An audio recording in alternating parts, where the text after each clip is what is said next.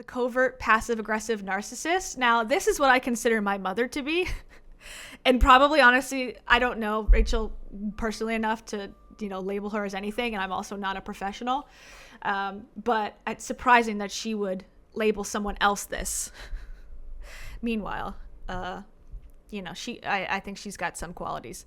Hey guys, it's Rach. Welcome to another episode of the show. And today we're talking about narcissism and narcissistic disorder. This was a term that I really saw become very popular. Okay. I don't think she's qualified to talk about the actual disorder, but all right, go on, Queen.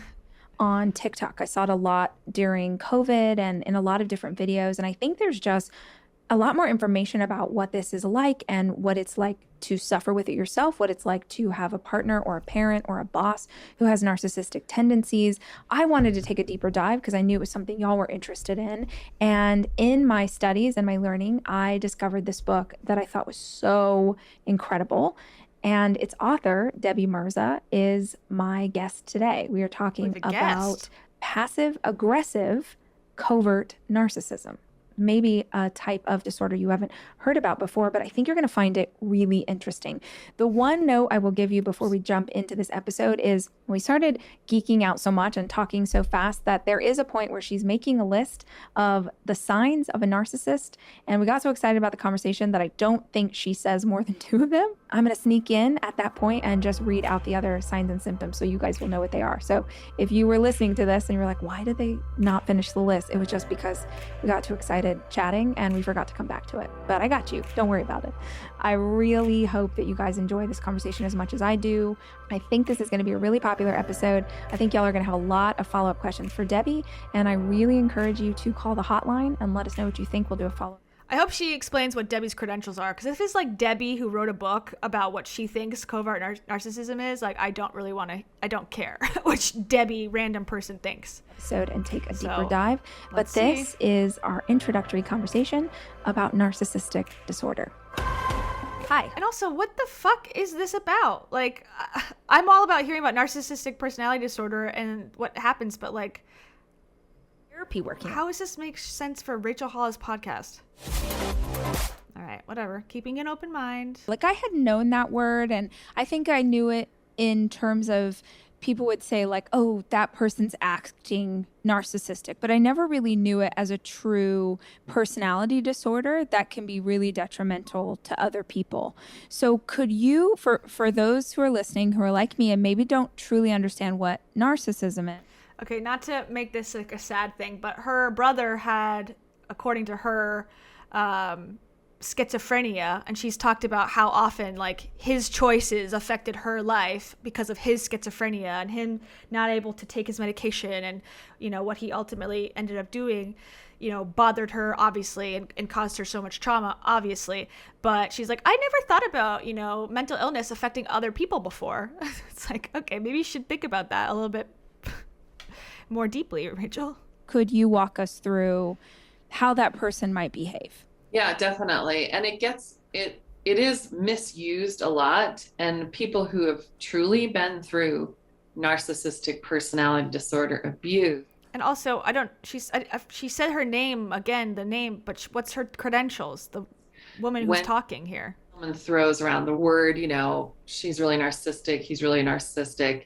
It can diminish the actual trauma and pain that you actually do go through when it's legit NPD. Okay, I'm going to also look up who this person is in the meantime. It's thrown around, I think mostly with the connotation, they're just really selfish. They're just all into themselves. They're really self-focused. Narcissistic personality disorder has traits in the DSM. So there's 9 traits in the DSM, which is like the go-to, the Bible for therapists. Okay. Or there's different clusters like personality disorders, and this is under the cluster B. I think I'm right about that. Yeah, I feel like I remember that too. Yeah, where it's narcissistic personality disorder, antisocial, which used to be sociopath, and then psychopath, like all those kind of things. Not personality, not situations where you need medication. Got it. Personality disorders. And so narcissistic personality disorder, there's 9 traits and you have to meet at least 5 to be diagnosed as having narcissistic personality disorder. And they're rarely labeled, or they're hard to, they won't go to therapy. Right. Right. Unless they're, Yeah, I'm trying to look up who this person is again. Deborah, whatever. I'm looking for the book that she had mentioned too. It sort of throws me off that she would say, I think it's called the DSM, or I think it's called this and that. that's another That's story. a whole other thing, right? Seems That's a whole nother sus. thing. But if it's like a standard overt narcissist, they're not going to go to therapy because they don't see anything as their problem. It's always other people's problems. Right. So you have, and if you want, I actually have the 9 in I front would of love me. that. I would love for us to unpack those. Okay, cool. Perfect. So I'll read the 9, and then in order to be classified as NPD, you have to have at least 5. So 1 is a grandiose sense of self. What would that look like? So let's unpack each of those. Grandiose sense of self. Right. Is you really... The way this conversation is set up, though, already, like, it's like two people. One may or may not be qualified based on what she's presented as, like, her credentials, which are, if she said them so fast I didn't even hear them. And then it's like, oh, what does this have to do with me? I don't know. I just really want to talk about what a person with narcissistic personality disorder might have. Okay. It's just very weird. Deborah Mirza. Okay. She has a page. Okay. Thank you, everybody. I'm going to keep playing it. I'm going to look. Think a lot of yourself?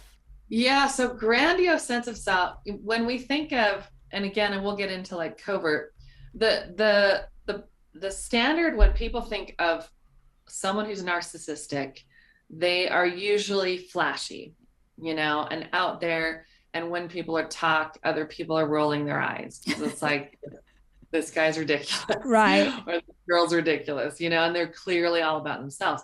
So grandiose sense of self is not like a healthy self-image. It's like I am better than you. I am what matters no matter what. I don't care who I have to run over to get to the top. This is Rachel. Rachel, this is not good to bring up and remind your audience. This is exactly you. Do you remember not saying, I will do anything to get to the top of the mountain publicly again and again just to get there? I don't care. That's you, babe. I am what matters. Mm-hmm. So that's like That's grandiose sense of self. If this is like a covert, which, do you want to talk about that now? Yeah, that way we can sort of go back and forth. But let's establish this. So there is like what we've commonly come to know as this is narcissistic personality disorder. But then your book, which I found so fascinating, was the idea that there are people who are narcissistic, but they cover it up because they know they would be judged if anyone understood that this was their true state. So, okay, something to say about that as well. But first, thank you to JB. JB says energies in R's voice equals Debbie, please describe Dave. Yeah, that's what it sounds like. Like, I need to be forgiven for my sins in this relationship, and I need to do that by any means necessary. So now we're going to talk about what I think Dave's disorder is. Because why the fuck else are we talking about this? So I think that's sort of interesting, I'll say, at the least, and sort of inappropriate at the other side of it. I'm a big time hippie and I'm very woo-woo. And I'm still looking for this person's credentials. I am not seeing it so far. And Kimberly Coste, thank you. Kimberly says, no time for comments because I'm working, but working to slowly buy you a boat, Kia and Tara. But also, is she the narcissist? She is the overt narcissist, according to what she's just talking about there. Like, grandiose, will push anyone down to get what she wants, will, thinks that they're she literally has, 12 sources of platform, podcast, YouTube channel, live in concert, books where she talks about herself. Come on. If we're talking about narcissism here, you got it, honey. I shouldn't say that. I need to stop with the come downs. But girl, I'll stick with girl. Girl, you got narcissism. And I'm not saying it's disordered narcissism, but you got narcissism. And I think for success where you're selling your personal brand, you have to have a little bit of it. And I think Rachel has a lot of it. So thank you, Kimberly. Get a life. I don't know if you can hear that. Yeah. So, and this person wrote all these books, and I don't see a MD next to it. I don't see a psychologist. This is just one woman's take. Oh, she's a songwriter. Okay. Okay. Jesus. Deborah is a author, speaker, singer. This is like Rachel, basically. So is Rachel going to come out with a narcissistic book next? She's passionate about having people heal after narcissistic abuse. How? All I see is she has a YouTube. She's a big fan of dolphins and Nutella. Come on. Ugh. Okay, I'm going to keep looking. Debbie is a trained life coach. Stop it. She's been interviewed on several podcasts and online conferences. She uses her own life experience. What education and research? She created an online course. During her own healing, she went through a time of much isolation. She named the CD Soul Rising. It's nothing. Okay, there is literally nothing. Music. Maybe her music is curing. Okay, I'm sorry. Like I said, I think my mom is a covert narcissist. I'm not going to write a book about how to heal from being a covert narcissist. So this is already something I find very sketchy. All right, back to it. Sort of hide it. And what would be the difference there? Like, they wouldn't have a grandiose sense of self? They're, I would say, craftier and in some ways more intelligent than the overt narcissists. They know how to work people. Their biggest thing is their reputation. So they want to be looked at. They won't be the overt that's up on the stage talking about how great they are. Sometimes that's you, Rachel. That's not Dave. Dave is the secret narcissist who's actually worse than you, apparently. Even be shy. And also, from my understanding, which is nothing because I'm not a trained professional either, but my understanding is, at least from my mom's experience, it's not that they know they're fucking narcissistic. They just are because it's a defense mechanism for childhood trauma. So they choose to act this way because it's like a coping mechanism. It just ends up hurting other people. It's not that they're like, I'm going to be a narcissist today. I'm just going to hide it deep down so people don't think bad about me. It's like, I think it's more unintentional than we like to think. That's my take on it as a know-nothing person. Sometimes they'll be therapists themselves. Sometimes they'll be coaching, pastors, rabbis, spiritual gurus. They're in positions often that you wouldn't think this would be a narcissistic person that's leading this yoga retreat. Right. You know? Right. Yes, you would. And so they're usually well-liked. They're usually quite smooth. Sometimes they're quiet. Sometimes they're not, but they're not, people don't roll their eyes. People follow them. You know, they're usually likable. Yeah.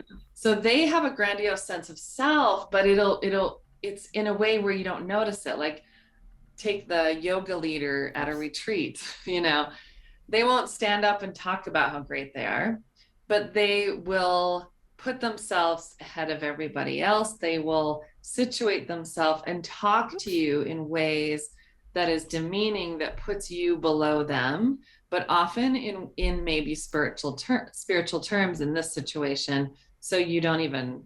Rachel, is she trying to out herself? Literally? Is she literally trying to out herself? Like, hey guys, well, maybe this is like her excuse. Like, I have narcissistic personality disorder. I was born with it. I can't help it. Therefore, don't blame me for the way I act. Maybe that's what this is. Maybe it's not a Dave thing, because everything that she's described thus far has been associated with herself. Like, she literally is like up on a stage saying how good she is. I mean, that again is Rachel. Thanks, Duma. Welcome. Okay, here's this person. Again, author, restorative coach, which means nothing. Singer-songwriter, okay, at Debbie Mirza Coaching LLC. Red flag, okay. Boulder, Colorado, okay. She's a self-employed intuitive life coach. Thanks, Marcus. So not only is she a life coach that knows everything, how to help your life, she's intuitive, which means she can also predict the future, allegedly, because that's something that's real. Emily Potter, thank you so much. Let me see. I'm looking for your comment. Oh, super sticker. Hey, thank you. And for that, I say the only one I have. Ding. Thank you. Actually, one more. Thank you, Emily. Okay, so I'm totally convinced that this lady knows nothing special. She's just giving her own opinion. Great. Notice that's actually what they're doing. Right. And when it comes to covert narcissists, as I was reading this book, and this is why I want to have this conversation, because I thought, oh, this is such an interesting way to look at narcissism, because you start off the book talking about how hard this is to diagnose unless you have lived through it, and then you're reading it thinking like, oh, that, right? You were like, in the book, you talk about this idea that most of the time the partner or the child of someone who has this, or maybe your boss is this way, that you have been trying to figure out like, what is this person's deal? And maybe you even looked up narcissistic personality traits, but none of them quite fit, because you were like, wait, no, that's not. So the interesting thing about this is the covert nature of it. Yeah, the intuitive word, because the other lady she has on, the Kimberly, who I've spoken about a lot lately, who took the lessons of Teal Swan and is now, practicing her own version of Teal Swan's bullshit and like intuitive. Basically, intuitive, from my understanding in this world, means they can just say like, I know more than you, because I have some sort of access to the other side, to dead people, to God, to whatever. And so it gives them a leg up over someone who's just like a regular person like you and I, or at least myself. I don't claim to have any sort of special knowledge from beyond. So adding that intuitive, you could say, I know that you had trauma when you were 7. I feel it in my bones. And now you have to come up with like, oh, yes, I guess I did type thing. So... okay, let's see. Let's continue. Means that as the person who has dealt with it, you feel like you're crazy. Completely. There's so much gaslighting. It's so confusing because, like, for instance, someone can be raised by a covert narcissistic mom and have absolutely no idea until often they don't realize till their 30s. For some reason, that seems to be a common time to realize it. True. Yeah, I interviewed over 100 people for the book because I wanted to be really accurate and get all types of relationships. So this one woman I spoke to, she was best friends with her mom. For years, she thought her mom hung the moon. Like, she thought she was amazing. Everyone else thought she was. That's because I have so much to say about this, but I'll let it go for a second. Like head of the PTA, all this stuff. Always like brought snacks for all the kids and had these grandiose Christmases and birthdays, but she didn't notice everything was about the mom, and that, kind of like, as long as you toe the line with these kind of parents, you're kind of okay. You don't really notice abusive behavior until in fact, covert narcissistic parents can actually seem like really good parents when the kids are young, because that's at the stage where kids are like, mommy, daddy, like so excited to see you when you come home, or adoring. They see you. Yeah. They're so adoring. Yeah. Thank you. But as soon as the kids start having their own opinions and they have their own tastes and they don't actually want to watch that movie with you, or they don't really want to do this, go to that park with you, then things change with the covert narcissist, because the people they're around are their supply. I don't disagree with anything she's saying from my own personal anecdote. I agree. Like what she's saying is like true, but in my opinion, in my experience, I'm like, yeah. But who the fuck are you, lady, to say any of this? You're a woman who experienced narcissistic, again, like how can you give advice to anyone else? Like, other than, hey, this is what I went through. Again, we're talking about this is what narcissists look like. This is what covert narcissists look like. Says you in your own life experience. So how are you able to help? You talk to 100 people, 100 what? Like 100 from where? From when? From what time? Like, who are you? This is why you can't listen to anything on the internet, because once you dig 2 seconds in, oh, now she's a psychic. Okay, that changes things for me. It's a very bizarre thing about covert narcissists, that there's a lot of nuances that you wouldn't think about. But one is they're quite like empty people. There's something about them that when you really take an honest look at them, they're boring.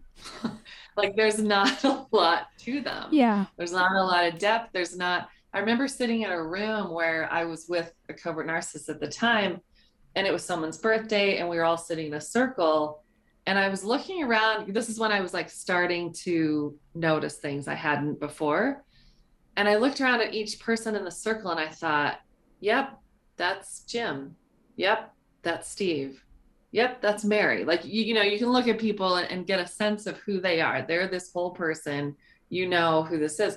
And then I got to the covert narcissist. I was like, wow, I can't, like, who are you? Right. Yeah. My dad You used to know? always say, there's no there about some people. Yeah. Like when you really took the artifice away, there was nothing substantive there. There was nothing underneath right. it. But if you're really good at doing the tap dance and like performing and being charming, which often Rachel the other day literally says, I hate doing social media because it feels like a tap dance and I don't like doing it. I don't like putting myself out there, and I'm not myself and I'm forced to do it. You know, in this interview that she did with the passion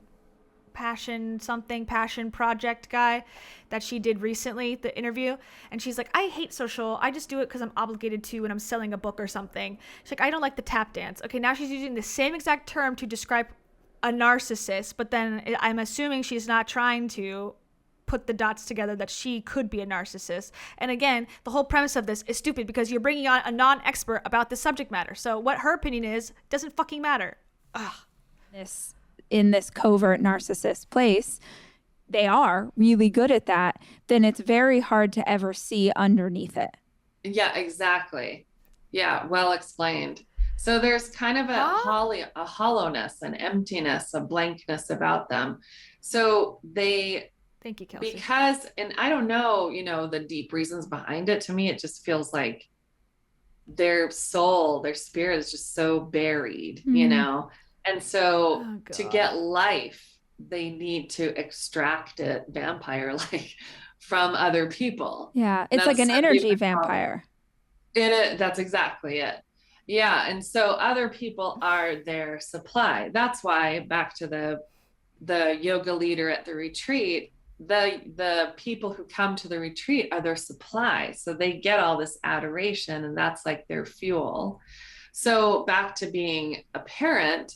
She's speaking as if this is something like, you know, concrete and scientific that she has studied. Like, and this is something that I get on Brene Brown for sometimes, and I think she's much, much, much better than a Rachel Hollis. I don't think there's really even a comparison because she does have, you know, research behind what she says. But sometimes my frustration with Brene is that she talks about people like kind-hearted people, like as if this different sect of humanity lives, and if we could just do the things that they do, we could enter their society and be different. But I just don't think life works like that. I feel like every person has good traits and bad traits depending on, you know, your interpretation of good and bad. There's struggles. There's times where you're a little bit more lively. There's times where you need more breaks. Like, it's not, there's no nuance to be like, you're a boring, empty person. Like, that's just not true. Even my mom, who I have so many problems with and has, you know, been the source of all of my therapy essentially, or a lot of it, working through, which I think she has narcissistic traits. She is a person of depth, and she's a good person in other ways. I think she just had a horrible childhood, which led her to protect herself and defend herself by becoming this, like, you know, I am perfect and I don't need to be changed way. But just to be like, oh, these people are disposable, essentially, is what they're saying. Like, there's nothing there, and there's nothing of value to them. It's so fucked up. And it's like, again, like, Rachel's not even hearing what she's asking because she fits a lot of these categories too. So unless I'm missing the point here, I think she's trying to lead people down a path of like, yeah, Dave is this. But in reality, it just comes off as like very mean and very unfair. Sparkling diamond from Golden Girl 7-Eleven. Thank you. And a little kitty in the picture. Aw, hi, little kitty. Covert narcissist. They start out, you know, really active often with their kids and really involved, but as they get older, things change. And then they start to punish their kids in, the silent treatment and all the different ways that narcissists do that make you crazy. And then it makes you wonder if it's their fault. And then they put the responsibility on the kid. For instance, like maybe they'll reject their son or daughter. Yeah, this could be about Heidi too, I suppose, as well. I don't know how Rachel knows Heidi other than the internet, but yeah, I could also see Heidi. But I think that too, again, is like a reaction to being abused potentially as a child. Like she had a lot of childhood issues from her own admission, Heidi. So it's like, is it really fair totally to just discard these people and go, well, they have no value because they're rude to me, or try to understand it? If this is like a real podcast where we're discussing things or going deeper into things, like how about at least maybe they will bring that up. I don't know. I just feel like it's like, okay, so what do we do now? Just never interact with these people? And like, who are these people? And I don't know. It's just weird. For like ridiculous reasons. And then they're also the perpetual victim.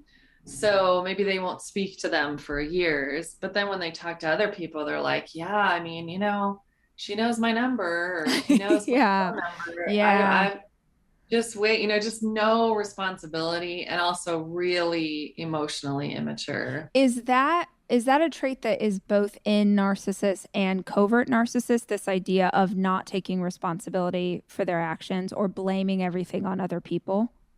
Definitely.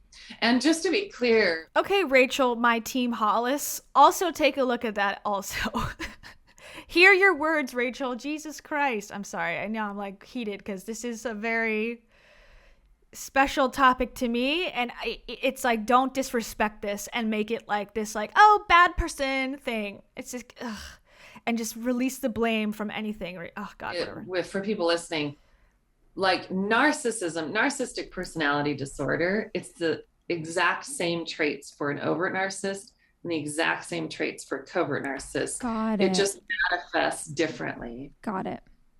Mm-hmm. So let's unpack this idea. What does it look like when someone doesn't take responsibility? Like, what are some of the conversations that you would be having with a narcissist if they weren't taking responsibility? And for all of these, I just love to give examples, because it's highly likely that there are people, especially with covert narcissists, who could be listening who are like, holy crap, that's what's going on with my boss. And I never, like, that hasn't clicked in. And if they have that empowered information, can really help them. They will often turn things around on you when it's actually their issue. Right. So let's say you're, with your partner or spouse, and you're suspicious that they're having an affair. You've seen things that clearly, you have that intuitive feeling. You see things that line up, so you bring it up to them, and you honestly want to know, and you're scared and you're hurting. Instead. Thanks, Megan. Megan says, saying this in hopes that you might set up a debate with Mac over who is the worst, Rachel, Dave, or Heidi. I would love to do a collab with Mac. I sent him some stuff from MLM stuff that I'm hoping he'll talk about too, because I really like his work. He's got a different style than me, I think, like a little bit different. So I think it's cool to have two different takes on the same stuff. If I had to debate right now who's the worst, I would say, it's hard to say. There's so many nuance to it. I would say Dave.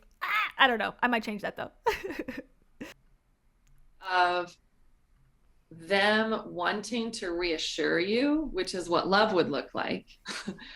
Someone who truly loves you would go, oh my gosh, that's the last thing I would ever want you to think. I would never do that. I love you so much. They don't do that. Instead, they turn it around and go, what the heck?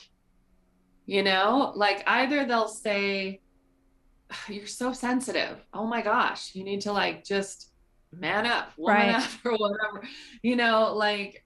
No, of course I'm not doing that. Why would you think that? I can't believe like the stuff you put on me. I'm already stressed enough at work, and now you're putting this on me. And so they deflect, making you the bad guy, right? Making you the bad. Rachel literally, when she was doing the Skinny Confidential podcast, so if you just re-listened to, so I have fresh perspective on it again, She said the reason why Toiletgate happened was, number one, that she was defending women with depression, which was a straight up bold-faced lie, as Heidi would say. Okay, that's number one. Then she said, well, I was really stressed because I had become so famous and been so successful, and I had a team that I had to provide, money to, and paychecks and healthcare and 401ks. So therefore, I can't be blamed for anything that I've done because I was so stressed, and, I had a divorce, so therefore I can't be blamed. It's like, you've done all of the things literally that you're saying right now. Nothing is your fault. The Maya Angelou thing, that was your team's fault. The Toiletgate thing, that was your team's fault. Are you guys mad because I have a house cleaner? Is that why you're mad? Is that the reason why you're mad at me? Oh, people didn't like that I didn't apologize the right way. Cancel culture is so fucked up. It's like, that's your response to everything that's happened, Rachel. There's not been one moment of honest, like, look, I really fucked up and I shouldn't have done it. It was all like, yeah, I take responsibility, but and to further, defend myself, nothing was said that wasn't, put with a huge asterisk next to it. Any sorry came with, well, here's 12 excuses. So again, this fits you, Rachel. Yeah, so then you question, you're like, oh my gosh, like, what am I doing? I mean, I don't know. And she's on her period, and she didn't have, her chocolate bar because all women need mommy wine and chocolate, so, okay, can't blame her because she has kids. Yeah, that's the excuse that the host gave her. Well, you have kids, so, you shouldn't be blamed for anything. It's like, empowering women is not taking the excuse of, oh, my hormones made me do it, in my opinion. I agree. They're under a lot of stress, and I can't believe I brought that up, and I should have waited till, and so that's a tactic they'll have to put it back on you in a way that you're left spinning. Right. Your mind goes through and you end up feeling like, oh my gosh, how horrible of me. And then they can kind of use stuff like that in the future to deny you of compassion, to deny you of kindness, to deny you of intimacy. Because you did this. Right. Remember when you did this? Yeah. Yes, you're bringing up something that happened 5 years ago, like over and over and over again. This is just like that time that you accused me of blah, blah, blah. And they've never actually just said, no, that isn't the case. Is that gaslighting in that moment? Like, can you explain to us what gaslighting is? Because I thought that was really helpful. In reading the book, I was like, oh Lord, like I remember this as a child. I think this happens to kids all the time, that like adults in their life tell them that's not what you're feeling. That's not really what happened. Yeah. So will you explain that? Yeah, definitely. Yeah. Gaslighting is. Will you explain that, life coach who has no technical experience? Can you explain what gaslighting is? Why don't you just explain it, Rachel? You have just as much of an opinion as this woman does. You have just as much fact as this lady does. What does she know? A very covert way, usually, of making you think you're crazy, making you think something's wrong with you. I remember speaking to a woman who worked at this company, and her boss was a covert narcissist. And it says who? Diagnosed, or just your fucking opinion, Debbie? Her boss was a covert narcissist. This is wrong. This whole conversation is wrong. Her so bad, how he would turn things around on her. He was actually like really calculated, where he wouldn't tell her about meetings, or he would tell her the wrong time, and then she'd get there at what she thought was the right time, but it wasn't, and she'd be late, and he'd be like, yeah, I'm just noticing things that just kind of a little more spaciness about you, or kind of forgetfulness. So this went on for years, where she actually made an appointment with a neurologist to see if something was wrong with her brain, because she was convinced she was having memory disorders. Wow. And it was from this, I mean, he may have been a psychopath, but it's the same thing, but a spectrum, with narcissistic personality disorders and all of these, there's a spectrum. So you can have some who are, like, I have people in my life who have narcissistic personality traits, but they're kind of lower on the spectrum. And then, so I spend time with them, but I limit my time, and I just stay away from certain topics, and then there's some people high on the spectrum where it's like, run away. Right. Right. Right. Mhm. So gaslighting, then, this idea of trying to make you feel crazy, I feel like it's important to say with gaslighting that they don't even have to be consciously aware that they are gaslighting you to do it. Mhm. Yeah. Right? I'm assuming, all they know is that they are right. They're going to be right. And so they are trying to convince you that you are wrong, because in order for them to be right, you have to be wrong about what you're saying. And it's funny, ever since I read your book, because I'm constantly just like reading, looking obviously for people to come and chat on the show, but ever since I read your book, I noticed gaslighting. No, I think this is someone different. I think that person's Kimberly. Kimberly, the energy healer. This is a life coach, an intuitive life coach who wrote a book about covert narcissism with no, from what I can tell, educational background to do so. This is just her take on what covert and narcissistic personality disorder is, based on her interview of 100 random people in which we have no idea who these people are and where she found them, and it with someone with no credentials behind it. This is just her take on what things are in the world. So we should definitely listen with open ears and just believe and have faith that this woman with no education in this field has the right stuff.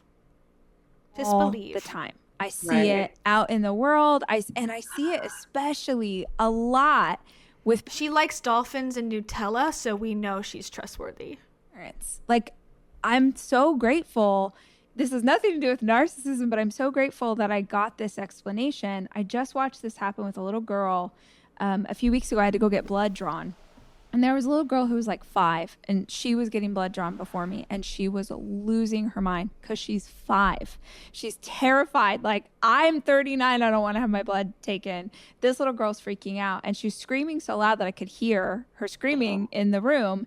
And I kept hearing her parents and the nurse say to her, she was like, it hurts. And they kept saying, it doesn't hurt. You're fine. It doesn't hurt. And I was like, this is not a 15-year-old. This little girl was maybe 5, and maybe it hurts, maybe it doesn't, maybe it's fear that makes her feel. But I was like, whoa, this happens at such a young age to us, which I really think sets us up to be. Don't forget to tell her about the chocolate bar that the little girl ate that is going to force her to identify, candy as a soothing mechanism that's going to ruin her life. Don't forget to tell her that, Rachel, because that was the second part of this dumbass story.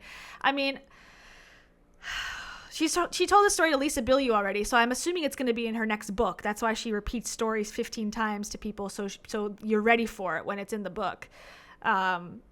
But it's like gaslighting, or is that like trying to get through a situation with a 5-year-old that can't comprehend anything? Like, maybe yes, but maybe the needle wasn't even in the girl yet, and she's like, ow, it hurts, and it's like, nothing hurts, nothing's touching you. You don't know, you weren't there, it's not your kid, shut up.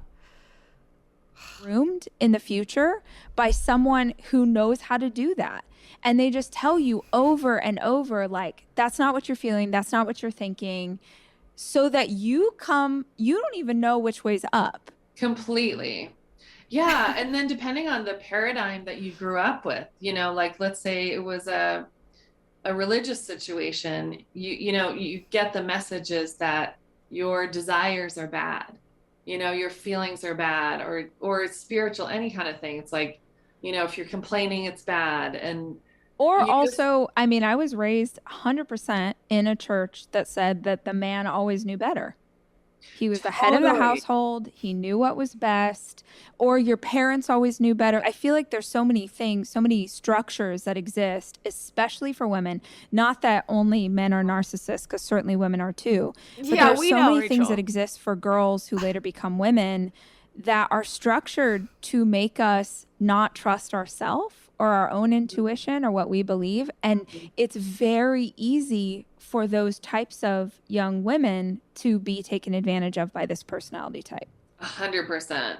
And something that we don't do. And let's also say men and boys can also be the victim of someone with, narcissistic personality disorder, if that's what we're going to say here in this context, which I think is already sort of like stupid in a way, because this is not a licensed professional who can do a diagnosis. And even if you were a licensed professional, you can't do a diagnosis on someone you haven't met in person, or at least through a Zoom call, face to face.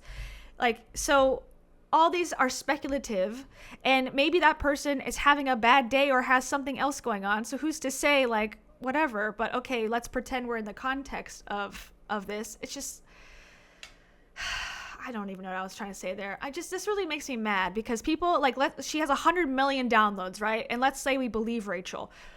If 1 million people listen to this and go, oh, let me start accusing everyone that I don't like in my life, or someone who's rude to me with a narcissistic personality disorder, to make me feel better about my life and my choices, that's not a good world to live in my opinion. And it just bothers me that this is just like so flippantly wrong in its essence, and in the person she's even talking to not having any credentials. It's so, she doesn't care about her audience at all. This is not going to help them necessarily. And it's just like, care about them a little bit more to bring on a fucking professional. Across the board for both boys and girls is teach them how to be in touch, to notice their body. That's good. Yeah, because your body will always know, even if you don't know, exactly. in your brain. Yeah, that's so good. Like, people will ask me, like, how do you safeguard yourself from covert narcissists? Because they're so tricky, because there's nothing, often, especially if they're high on the spectrum, they're not people who yell spectrum? At you. They won't hit you. Your own fucking made up spectrum? Is there really a spectrum, or is this the spectrum of your own make-believe? They won't do anything that seems obvious in a court of law that you could say this was abuse. Right. And that's what makes it so painful and so confusing, because you're like, what is wrong with me? Nothing in this picture looks bad. Now that's on a high covert spectrum. Right. And I really want to touch on that, because that was something that struck me when I was reading it, was that with these personality types, from the outside looking in, because they care very much about reputation, you wouldn't know, right? Yeah. Even if you're inside, you may not know. So I just think that there's something so important about listeners understanding. Not everyone's going to get this, but I guarantee there are people who are like having crazy, holy crap, like this is what's happening, because it doesn't feel like, even describing it, it may not feel like, well, how is this abuse? Like, how is what this person's doing abusive to you? So how have you found with your clients that this abuse manifested in negative ways in their life? And that's why it's so tricky, because you can be in a relationship, you can be in a marriage, you can be in a long-term partnership. And in fact, oftentimes with covert, these are really long relationships. I just spoke to a woman who was in a marriage for over 43 years. Wow. And had no idea. Actually, in fairness, she said around after 20 years, she started kind of seeing stuff. But then it's, at that point, it's like, you have kids. It's just tricky, like, what do you do? And a lot of people are like, well, I can tolerate it. It's not awful. But it slowly dims your light. It drains you of your energy, and you end up becoming someone who you don't recognize. And oftentimes people will start out as very social, extroverted people, and then they end up becoming more shut-ins and hermits and not wanting to leave their house because it's just too much. Because they've been drained emotionally, energetically. Like, why does that end up happening? Exactly. It's kind of like, this sounds dramatic, but death by 1,000 cuts or 1,000,000 cuts. It's not. Oh my God. Did she read fucking Rachel Hollis's explanation on the divorce? That was her first thing when, first of all, in the beginning, Rachel was like, we're best friends. We just decided to break up. No big deal. We're choosing joy, blah, blah, blah. Okay. And then when people rejected that, then she started saying, we broke up because it was 1,000 little things that caused us to break up. Okay. So now that verbiage itself, the vocab of that is now being used in this context to explain, oh, it's actually narcissistic abuse that they do to you on purpose to make you blah, blah, blah, blah, blah, death by 1,000 cuts. It's very interesting that they're using that specific language, because that's how Rachel has described why they broke up. So, okay, I'm on board with how this conversation's going, that it might have already been pre-discussed in advance what the goals were. Let's frame Dave as a narcissist, once again, to make Rachel be scot-free and be the hero of her own life once more. Got it. It's not that they hit you or they yell at you and tell you awful things, although that can be there too. You can have someone who's both covert and overt.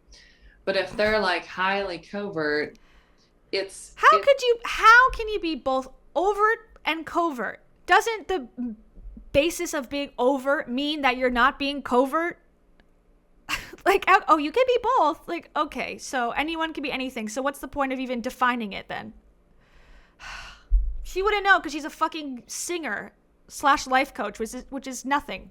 All those little comments, little looks, little reactions over time that hypnotize you, basically, and brainwash you into seeing yourself a certain way. And oftentimes we get into these because we had some form of it in our childhood. You know, maybe it wasn't full blown, but maybe we had a parent who put their issues onto us, and we learned the dance of taking their issues and making it ours and taking responsibility for other people. Maybe we learned the dance of we're here to make our parents feel better. My life needs to be about other people. And so we take these things, and then when we meet someone, when we're dating, we don't even notice, but we feel this kind of comfortable familiarity to... Which isn't that from, it's comfortably familiar because it reminds us of our family of origin. There's something about it that we understand. And I can't remember, because when I read your book, then I went on a tear. I can't remember if it was in yours or someone else's, that I also learned about how narcissists will use mirroring as a way to, I don't know, ingratiate themselves with you. This idea that you, maybe even the first time you met someone, you were just like, oh, they were okay. And then a month later, you were like, you know, it's really funny how Rachel is saying, they mirror you, as if, again, she's making it seem like this group is like meeting together. All the narcissists have like a meeting place. They're like, okay, what tactic are you using to gaslight your, self-help mogul wife? As if that's like a thing. Like everyone's totally aware of being a narcissist, and they're going to find a way to gaslight you and hurt you purposely. I don't think that's how it works. Again, I am no professional, but they're not even taking it from a context of like, maybe it's not inherently, something they're doing on purpose. She's making it very clear, like, oh, they do this like to hurt you. Okay, I just fundamentally disagree with that's every single case of narcissism. And then the second part, what I was going to talk about is, what was the second part I was going to say? Let me go back just a second. It'll refresh my memory. Hold on. How narcissists will use mirroring.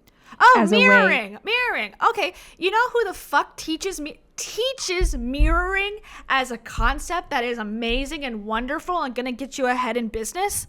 Tony fucking Robbins, your idol, Rachel. So now you're saying his tactics that he teaches people is actually narcissistic abuse tactics? Finally, we can agree on something there. But don't interview him on your podcast and say, oh my God, you're the best. I love you, Tony.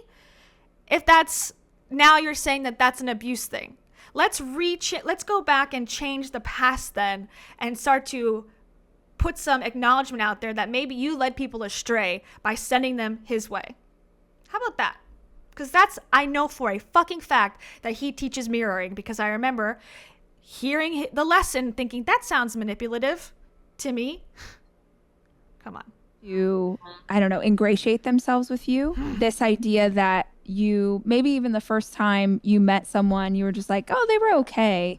And then a month later, you were like, oh my gosh, this is my dream woman. This is my dream man. We're so aligned. We have everything in common. And it's actually because they're mirroring. They know how to sort of say, oh my gosh, I love that movie too. I love books too. I do these things too.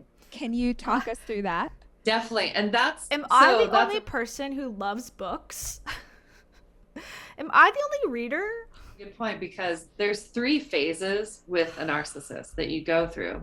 The first phase is love bombing.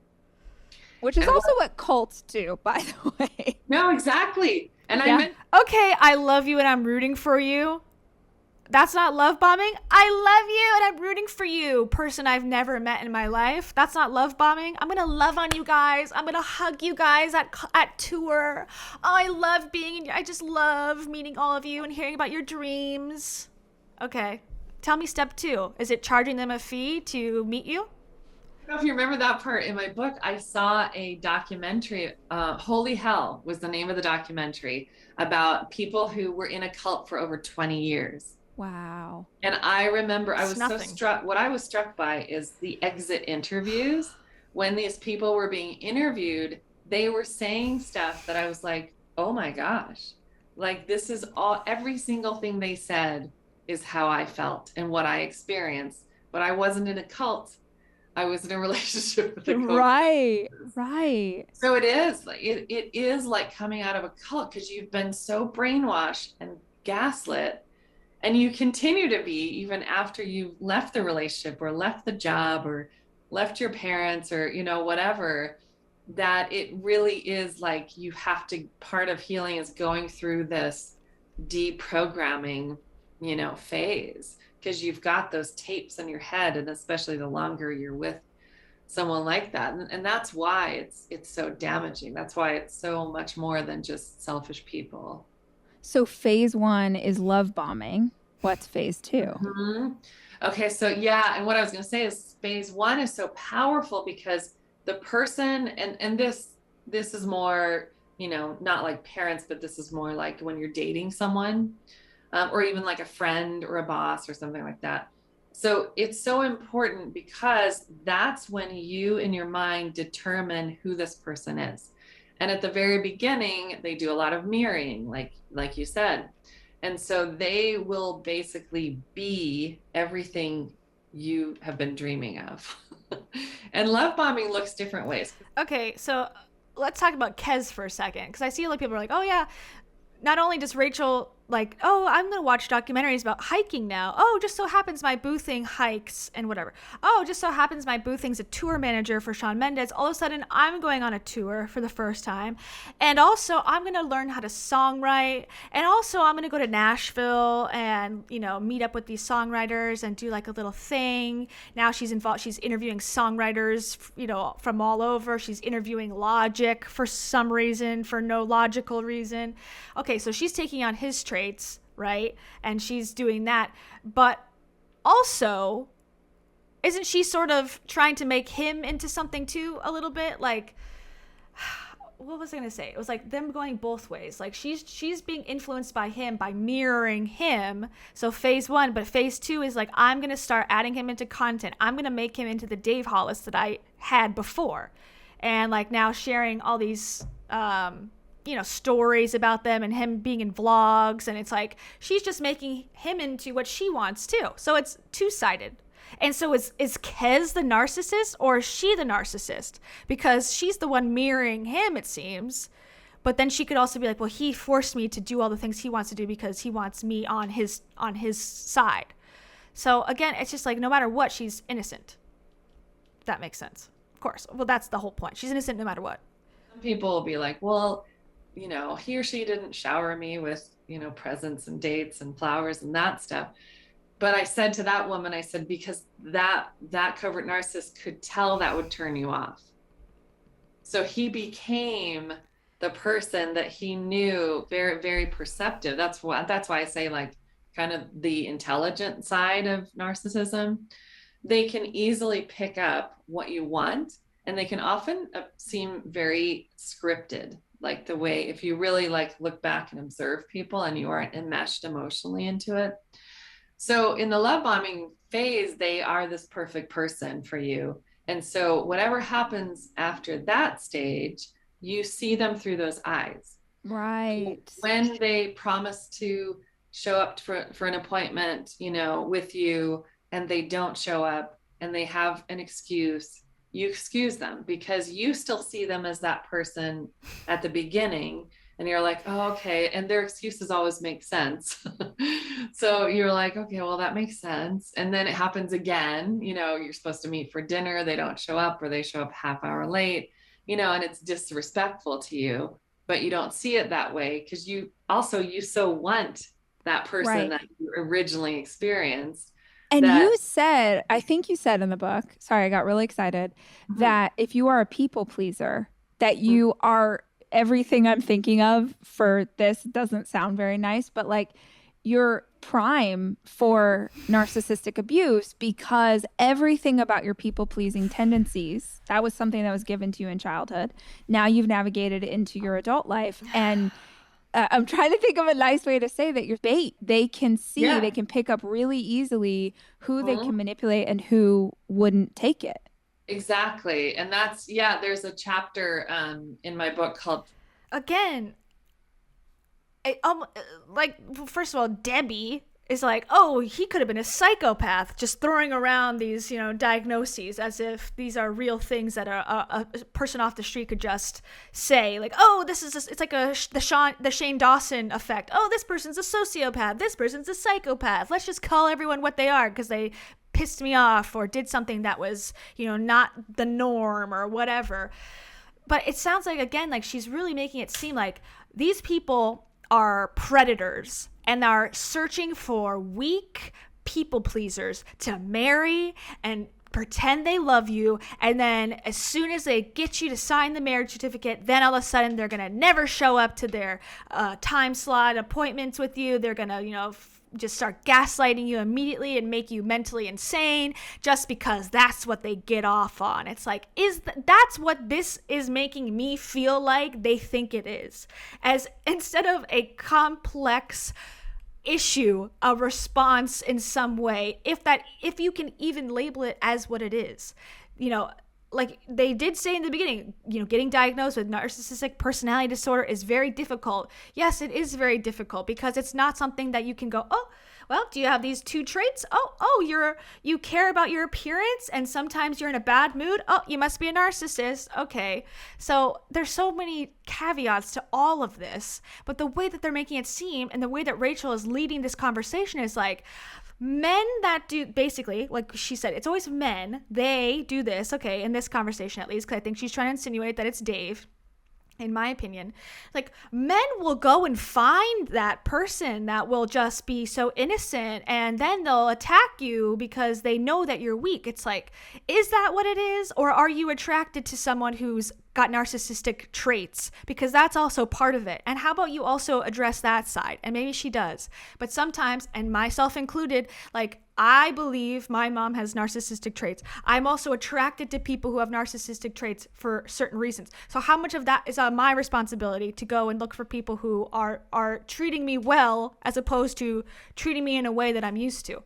Like, as she is, like, motivated and to change into whatever, she very much takes away all the blame for anything that goes bad in her life, but takes on all of the positive. I did that myself when it's good. And it fucking pisses me off. I'm sorry. Also, just a caveat, I do have a meeting in 25 minutes. It shouldn't take long, so I can pause the stream. Actually, I'm going to end the stream and I'll open a new one for part 2. If you can't make it, I understand. It's totally cool. But I have to take a call and I have to do it, I think, on Zoom. So just FYI. Sorry, it's a little bit hectic over here with vacation and working. But we'll make it work, okay? I won't leave you hanging. This will be completed today. Just so you know. Okay, back to it. Traits of a target. Target, yeah. Yeah, because there is a certain type of person that narcissists often get with. And they tend to be very giving, very trusting, people pleasing, maybe not healthy boundaries.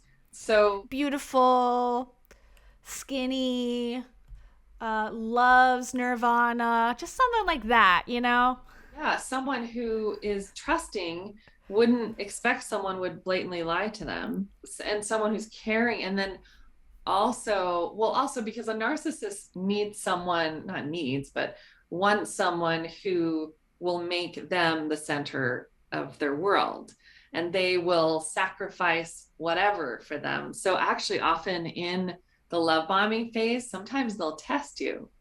There's stuff this is kind of can be a common thing too, where they'll kind of test how far will this person go for me?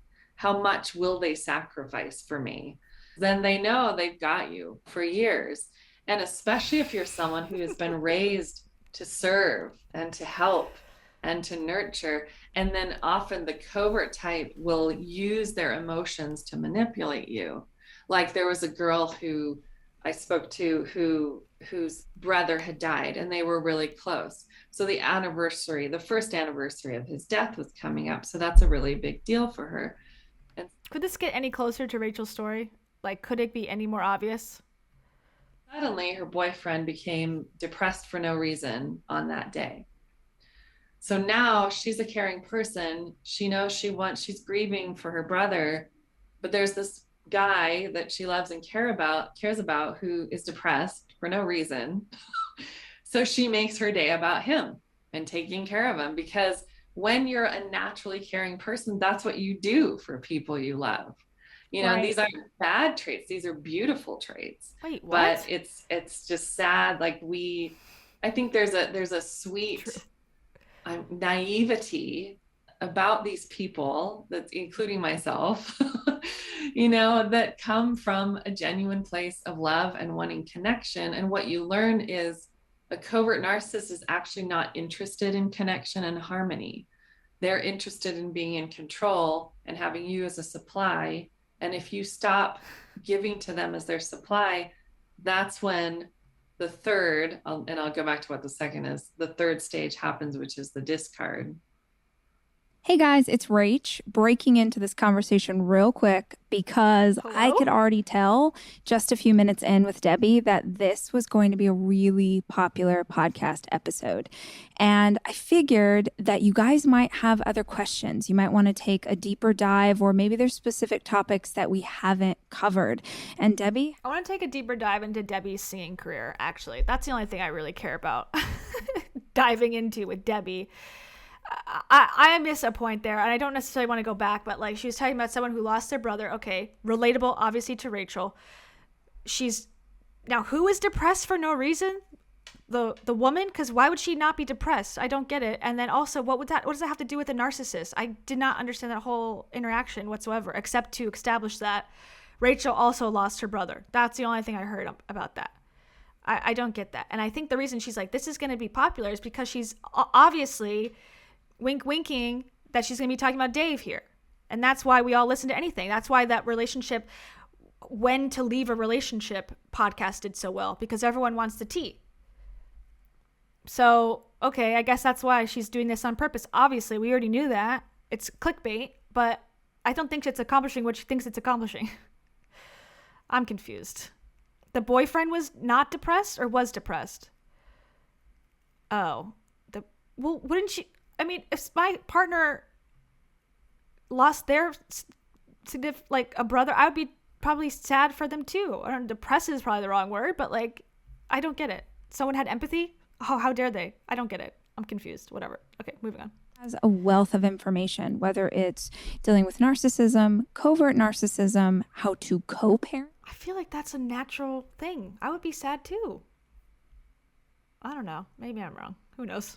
With a narcissist, she's coached and written about it all. So if you have questions, okay. I'm thinking maybe we should do a second follow-up episode with her as our guest. Call the hotline. The number 737-400-4626. We can make your question totally anonymous. You don't have to leave your name. But if there's something you'd love her to answer or take a deeper dive on, let us know. Hey, Deb. Hey, Rachel. This is a question for Debbie. What's your favorite Nutella recipe? And also, have you ever written a song about dolphins? If so, I would love to hear it live on the pod. Have a great day. Other than that, please, no more talking. Goodbye.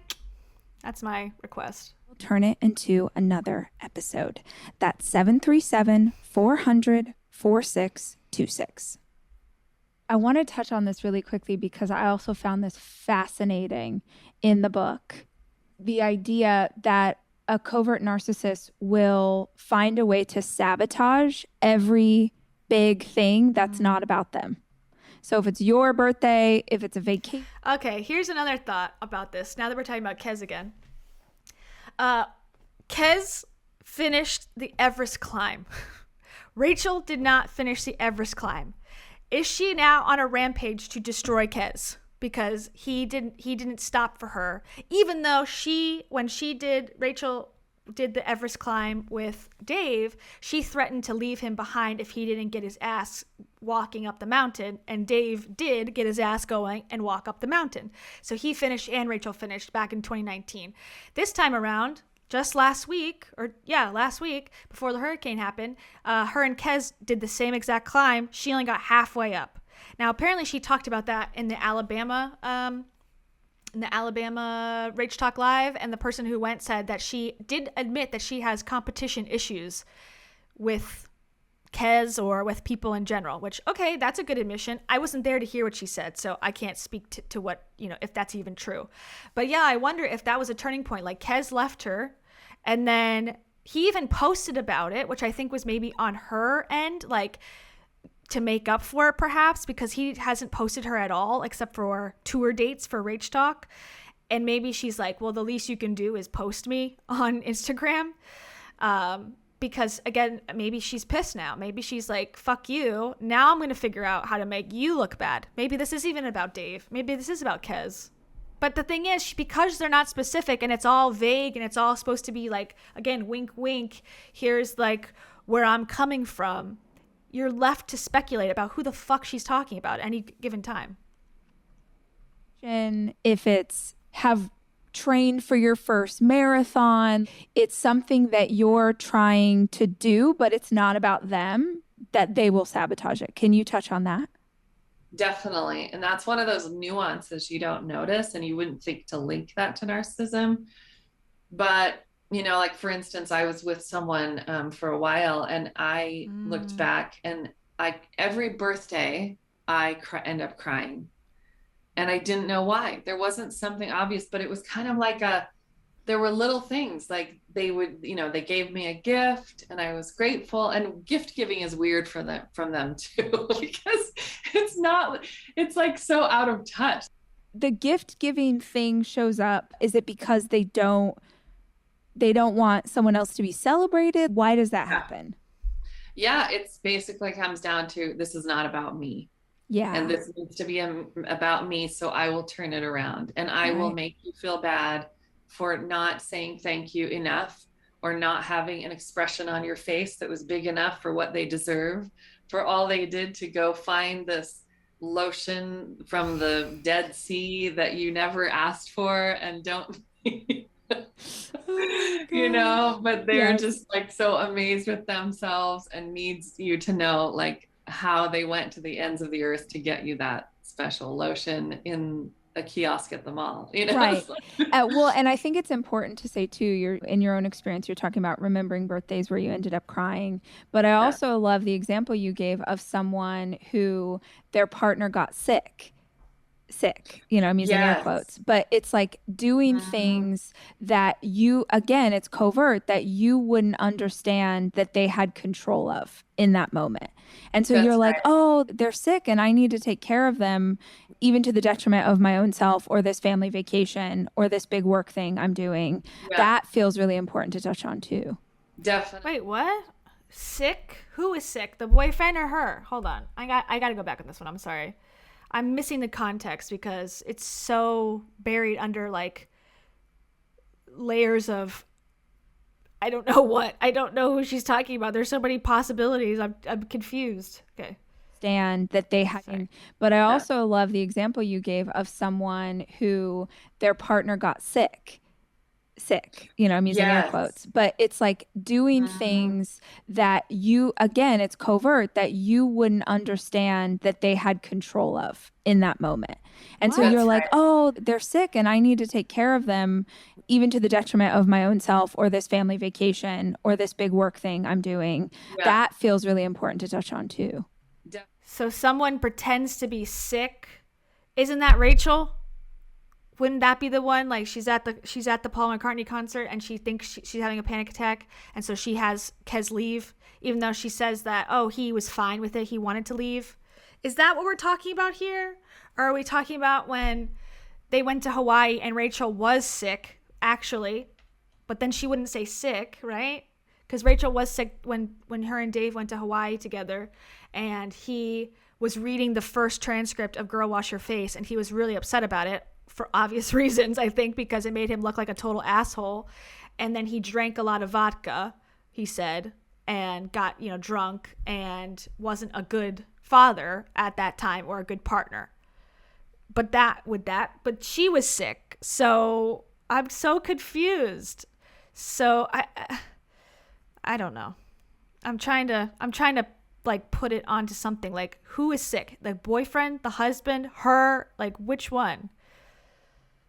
Definitely. Yeah. Anything that is about you, they will sabotage, but they will always look fantastic to other people. I'll use myself as an example. I had just had surgery, and it was like day surgery where I go under anesthesia, and then I'm picked up that night and taken home. So the person I was with, the covert narcissist, picked me up and took me home. And you're like all out of it, and you're still in pain, and you're drugged up.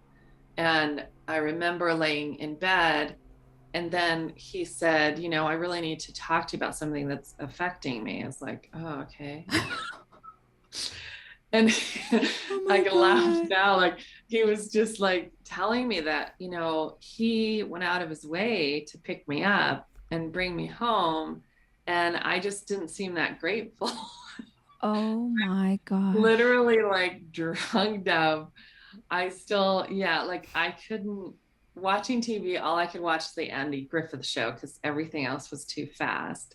It's just weird stuff. And then I would hear him go downstairs, and then talk to family. They're like, oh my gosh, you're so good to her. You're taking such good care. And he was like, oh, well, I care about her so much. I just want her to be okay. And, you're just like, what the heck?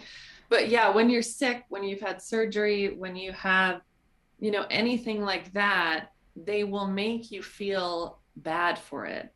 And the more covert they are, they won't ever say this to you, but through looks they give you, through giving you the silent treatment, through passive aggressive actions that they do, you get the message that something's wrong with you.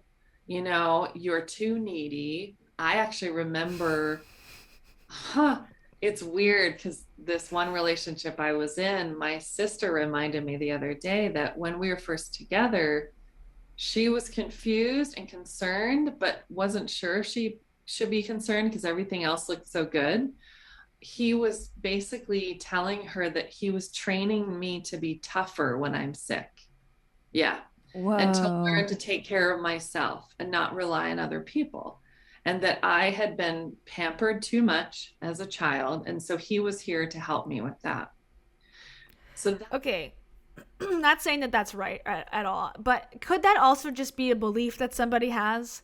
Again, like the same thing with the day surgery. Like, couldn't that one instance just be something that they believed in that moment, and that they were being, kind of a brat about, perhaps, or genuinely felt like, hey, I've done all this today and you're yelling at me or whatever, but they're on drugs and they don't mean it? Like, couldn't that just be a one-off experience? Why is it being, oh, this is a sign that this is like someone who wants to hurt you deeply and wants to take advantage of you? And like, these are just little examples from one woman's life. And also, she made it seem like, oh, well, the victims of narcissism are like the sweetest, most kind people in the world. Okay, that's one option. Or it could just be that, you are also possibly narcissistic. I feel like two narcissistic people together probably could also work. So I just don't find it fair to be like, oh, people who are mean are narcissistic personality disorder havers. Diagnose them right now. And then the victims of them are 100% perfectly did nothing wrong in any situation, in any fight. They are victims no matter what. That's what it seems like in this case. Now, maybe I'm going too far over the edge, but like, there could be a bunch of reasons why there's a fight between two people on a surgery. Maybe you're just being a jerk. I don't know. I don't think, maybe it's not that deep sometimes. Maybe it is, but maybe it's not. And I think putting this into people's heads, like if every person doesn't like, take care of you the way you need to be taken care of at that time, somehow, you're the victim of abuse. I think that's a little strong, personally. I'm not saying it couldn't be abuse, but is it every time? in that instance that I just heard, I think that could be interpreted 3,000 different ways, personally. That's where it's like stuff where it messes with your head. Because I could look back on my childhood. It makes me so angry now because my mom was so beautiful, like such a beautiful mom. And he tried to change that narrative over the years. So I started to look at her as like, oh yeah, she did pamper me a lot. She did help me when I was sick. She really did like stop everything to help me get better. And that made me not tough. And I'm so glad I have him in my life now to teach me how to be tough. So, you know, you start also, I will say another trait of a target is we are self-actualizing. We're people that generally want to grow and we don't want to blame other people for our stuff. And so, okay, again, I would fundamentally, oh, hold on, I gotta get the door. Things Sorry. Is like a teachable. Stand by. Hold on.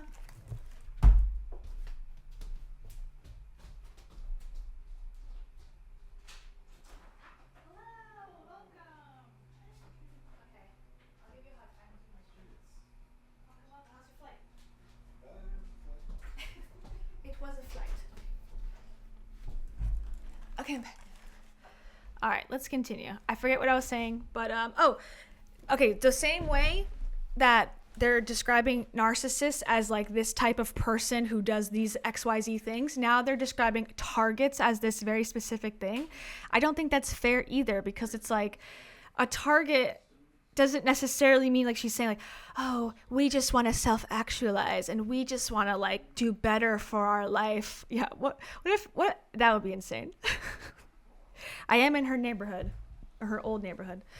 But you know what I mean? Like, it's not every victim looks the same. Not every narcissist looks the same. So this is just weird. Just weird. Anyways, continue. For me to grow, because I assumed and I trusted, because I'm a good person, because I'm not crazy, you know, I assumed and I trusted that this person loved me. Says you. That's what every narcissist thinks too, that they're perfect and not crazy. So maybe you're the narcissist. Obviously, everyone thinks they're the good person. There is no such thing as good versus evil. It's one person thinking they're good versus the other person thinking they're good. Okay, Debbie, keep going, dolphin lady. Like I loved them, and I would never treat someone like that. So that's what I mean. It's like so many little death by 1,000 cuts. Yes. You know, yes. Over time. Yeah. Mm-hmm. The idea, I mean, it's that gaslighting again of warping your perception of something really beautiful, which was your relationship with your mom or the way that you were raised, or making something it's not, so that because you are the kind of person that will internalize and kind of think through and try and unpack and try and know yourself better, you'll just go spin out in your own mind about like, well, am I this way? Like, oh my gosh, that wasn't my intention, but I guess I could see how it would come across that way. And I think you said this more than once in the book, that it's when you feel crazy. You feel like, what? Something's wrong, but I don't know what's wrong. And I can't really put my finger on it. And nobody else sees anything wrong. So there must not be anything wrong. One thing I'll say too, like, it was Steven who just passed by. He's right there. You want to do a shout out, Steven? He didn't respond. When I started dating Steven, like, that was sort of around the time, well, before, right, there he is. Before I even really started to notice things about my mom in our relationship, like we started talking about things slowly over time, and he would say like, yeah, that's not really nice of what she did, and I would defend her and go, no, it's perfect, she's the best mom ever. But over time, having an outsider hear the type of stories I was telling, he was like, oh, you know, or friends, not even boyfriend, but like friends would also be like, oh, that's weird, or oh, she said that to you. And I don't think they meant to narcissistically make my relationship with my mom worse. It was a genuine reaction to something I was telling them, and then I went to therapy and worked on it. Like, I think that is another alternative. Like, someone says, yeah, the way that you said that about face reveal, it's dream. I'm just kidding. So yeah, don't. This is, if someone were to take this advice, it would be like discredit all people saying anything about a story you're telling about your past, and that's not safe either, because that could be good advice coming from someone who's not a narcissist. You know. Anyways, okay, I'm gonna have to go in like 1 minute, so I'll play a little bit more. I'm really hopeful that there are people who are listening who are like making that connection for the first time, that this is what's happening. Going back to that first phase, you have the love bombing. What then would come after that before the potential discard? So the second phase is the devaluing, demeaning phase, which that can last for years and decades. And the thing that's tricky about covert narcissists is you have what's called intermittent reinforcement. This is what keeps you in these relationships for a long time. So you have demeaning and devaluing experiences and situations and Christmases and birthdays and times when you're sick. And you have all those things, but it's not all awful. So you also have cards that are very loving. You also have times where you're with them and you're laughing and you're watching a movie together and you're enjoying yourself. You have times where they say kind. Okay, this and I'll end it here for now. We'll come back after I do this meeting. This is something that Rachel said in the live stream where she was that precipitated. Is that the right word? I don't know. Toiletgate, like the thing that set it off, where the woman said you're unrelatable, and got her all crazy.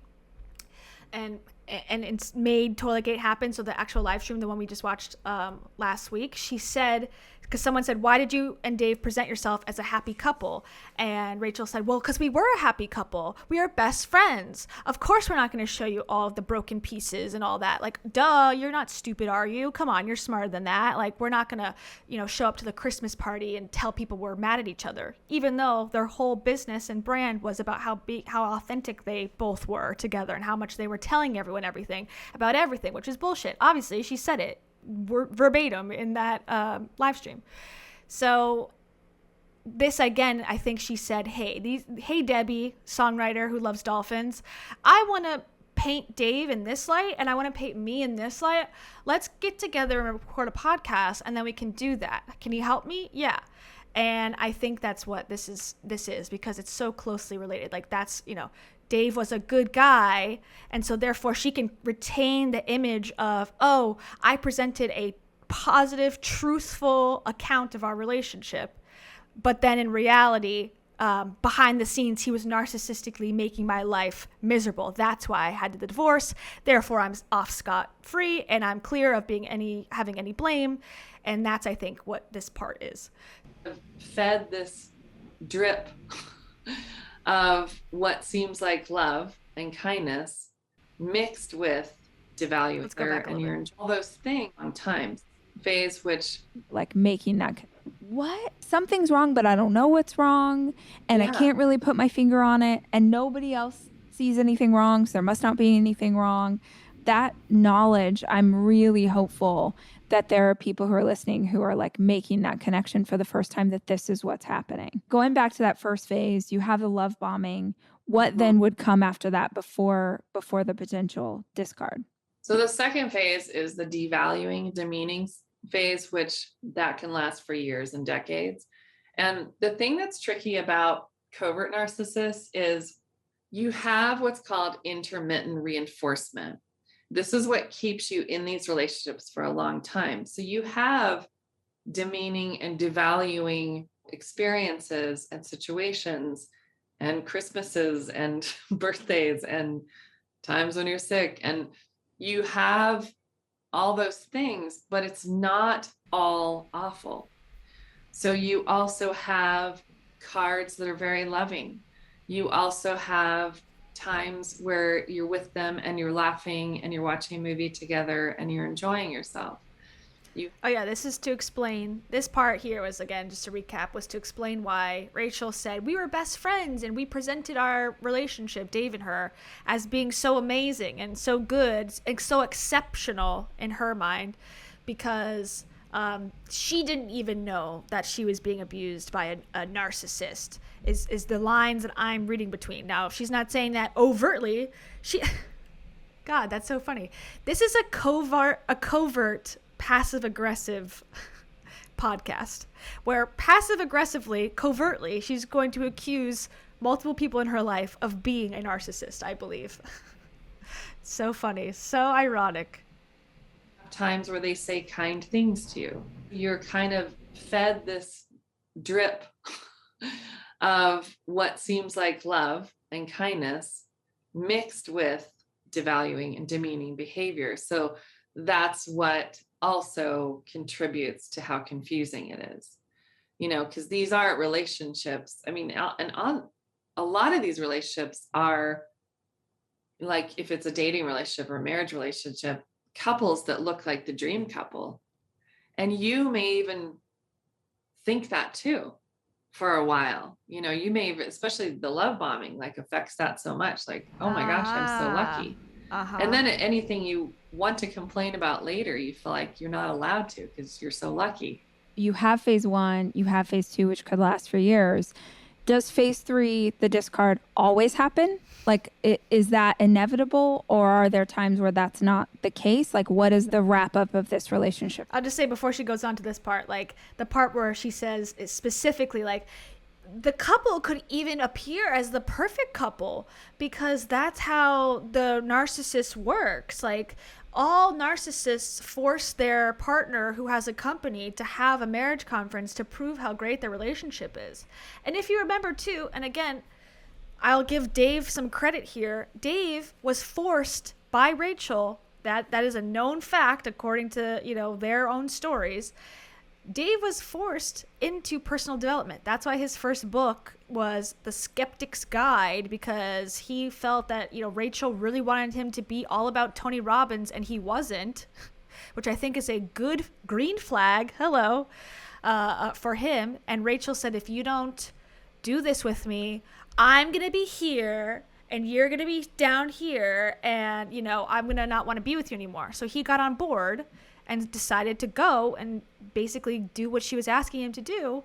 And then he became all about it too, which, that was the story they were selling at the time. Get your husband to, go to Tony Robbins and then you'll have the most exceptional marriage ever, like us. So that's why I think here she's saying like, our relationship looked perfect because that's what narcissists do, not, because I was presenting it that way to make money. Of course not. Like, I would say the discard does inevitably happen in every case that I've seen.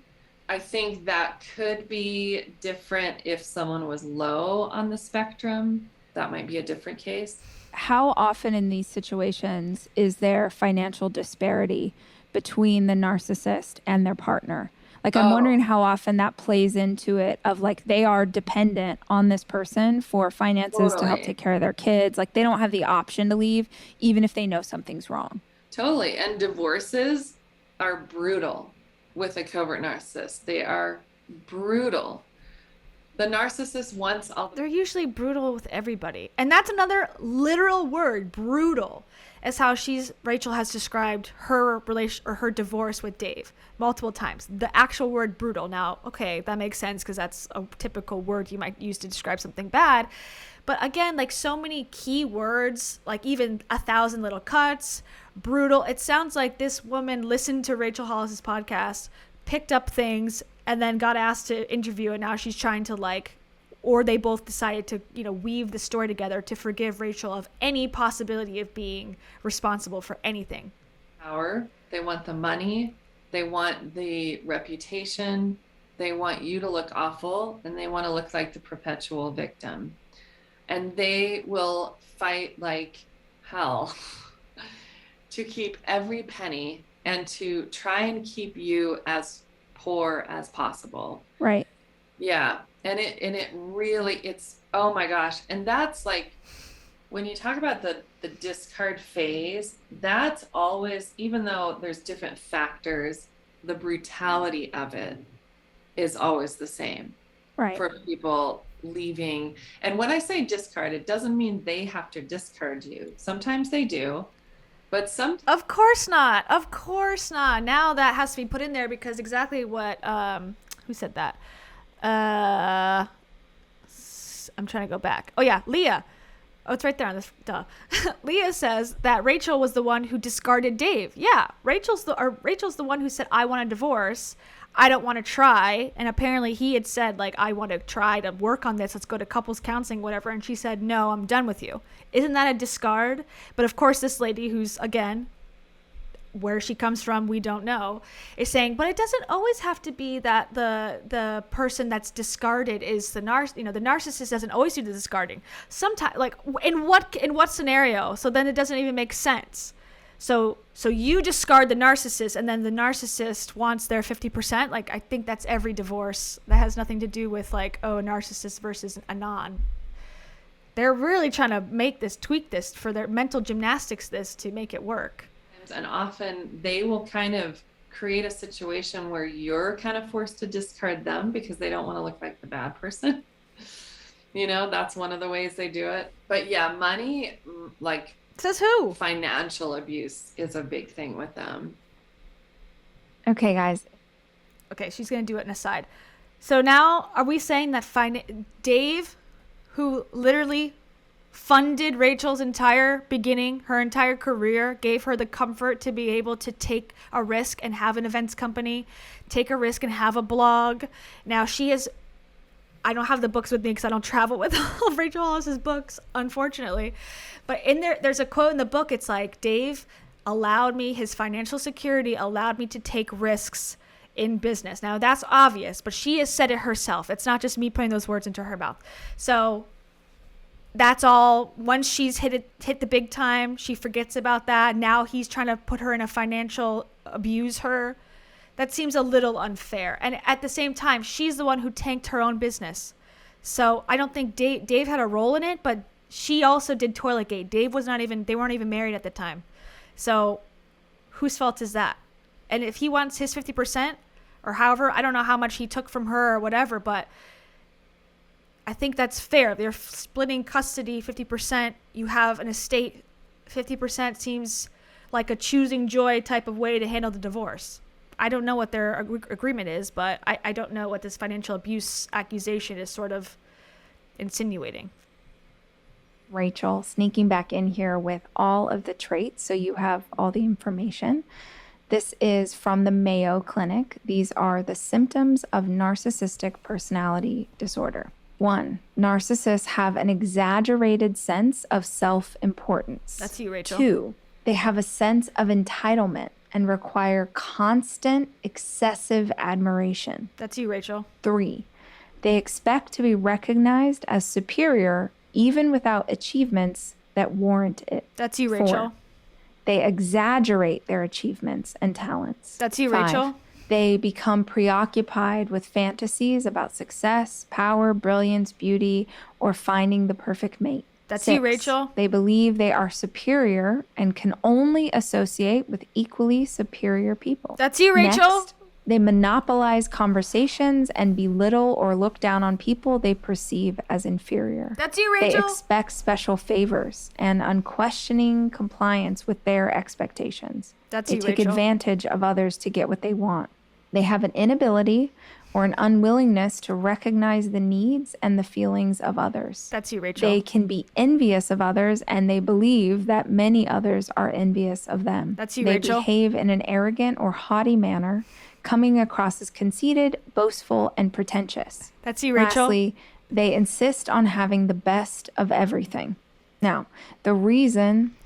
Can you fucking believe the delusion of Rachel Hollis reading that list and not going, you know what? I think I actually hit a lot of these. Every single one on the list, I can think of an example in which Rachel Hollis herself, within the last 2 years, has expressed, has demonstrated, has continually proven every one of those stages. And she'll say too, well, she said before, they don't think that they need help. They don't think they're the narcissist. Girl, listen to your podcasts. That should be your next book. Girl, listen to your advice. This is about you, boo. My God, that's hard to hear. But also very confirming or funny, or I don't know. I can't imagine you reading that and going, because I don't know myself. Like I have a lot of flaws. I have a lot of issues, and I would be embarrassed to read something that I know that I struggle with, like, commitment issues. This person has commitment. I'd be like, ooh, I got problems, or anger like I would be like, I don't want to read this because it could be perceived as me. She reads it so confidently as if she would never in a million years have these problems. It's the audacity, the delusion. This conversation became so fascinating was because with a covert narcissist, they want these things, but they get them in a different way. And that's what we'll continue talking about now. The idea of financial despair. She's like, I have a baby voice, so nobody will ever think that I am the narcissist. I'm gonna shield my identity by using a baby voice, so they'll think I'm an innocent baby. No one will ever know my covert ways. Is important to touch on because we also want to acknowledge that not every person listening to this has the option or the ability to leave a situation that they might find themselves in. Like, that's a privilege that not every person has. But I think that at least understanding what's going on, hopefully will better arm listeners with what they're dealing with. It's tough too, because you've had years of being your self-esteem going lower and lower and lower. So when you're put in that situation and they have the money and you don't, and you're like, oh my gosh, I'm going to be homeless, you also have such little confidence in yourself to be able to figure this out and support yourself. And you're also so traumatized and often have health issues that keep you from, even being able to have a job. The health issues. And the hormones. Please tell me we're about to talk about the hormones. That Dave caused her hormonal imbalance now. Let's do it. Let's get there. And they're so manipulative. I'll share a story of a woman who is going through a divorce and still. Her name is Rachel. Her name is Hollis. And it's a really great story that I think you'll relate to, Rachel. Here we go. The thing, you still see them as the person you thought they were. And so the night before mediation that they were supposed to meet, he emailed her and said, I really have to watch out for my health. I really don't like the idea. And this is a woman that had been with him for decades. And, she had raised the kids so he could build his business and stuff like that. And so he wrote her and he's like, I don't like the idea of supporting you for so long. And she had built nothing for herself because she had just given everything. And he's like, would you please keep that in mind when we go to mediation tomorrow, really think about me and my health. And so it really affected her because she still saw him she thought of him as a good person, and they had kids together, and, couldn't imagine him doing anything, cruel to her and them. Then she got to mediation. So it really affected her. And it was like, oh my God, what do I do? I know I need this money, and I know my kids will need this money because ultimately, the kids are going to be with you and not them. So she talked to her. Why? That's like a little Freudian slip. Why? Because she's a woman, that she's the mother, so she's automatically going to get the children. Okay, this is not sounding good, songwriter Debbie. Her attorney, and she emailed the attorney, and the attorney wrote back, and she was like, whatever. She had forwarded the email, and she was like, what does she mean, whatever? So she got to mediation. She's like, can you tell me, what do you mean, whatever? Because this is really plaguing me. And she was like, that email was so manipulative, and this woman couldn't see it. She's like, can you please show me how? Because it doesn't feel manipulative to me. I think actually I tell this story in my book. So she told her, okay, look at the first paragraph. He builds you up, then he puts you down, and then he builds you up, and then there's like a pity statement. There was like some, I forget the exact, like, but there was some pattern in every. You know, Debbie, it would be helpful to have the specifics. If we're on a podcast talking about specifics, it would be nice to have some specifics instead of the Rachel Hollis school of thought of like, you know, it's somebody's name, but something happened and I forget, I don't remember. But like, the point is, I'm the best. That's every Rachel Hollis story in a nutshell.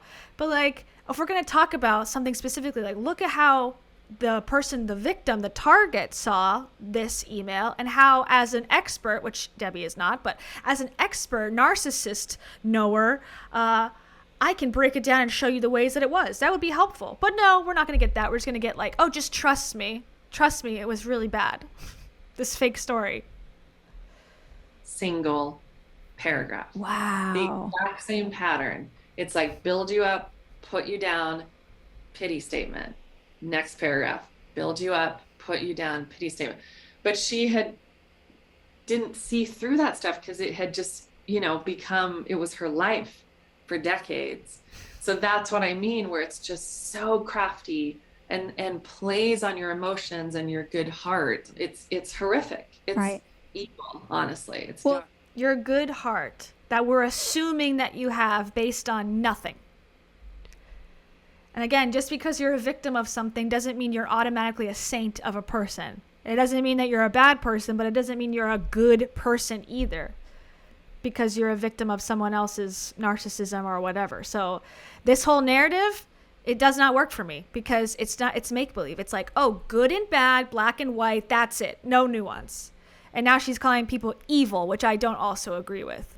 I don't think that's a fair thing to say about anyone in any context, because what is evil? It's not a real descriptor that's nothing more than like, you're ugly. It's like someone's interpretation of you. So it's not a real term other than an insult. It's an insult. That's it.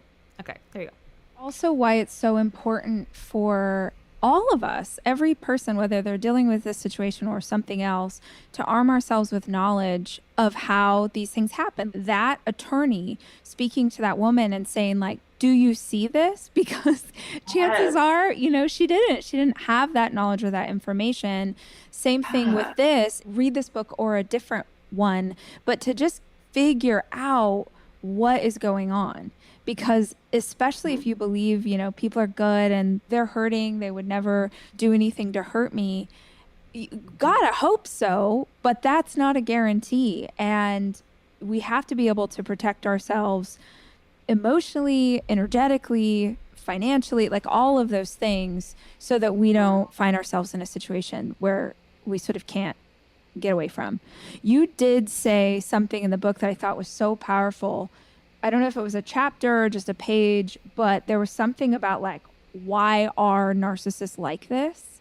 And you had this great perspective, which was essentially like, it doesn't matter.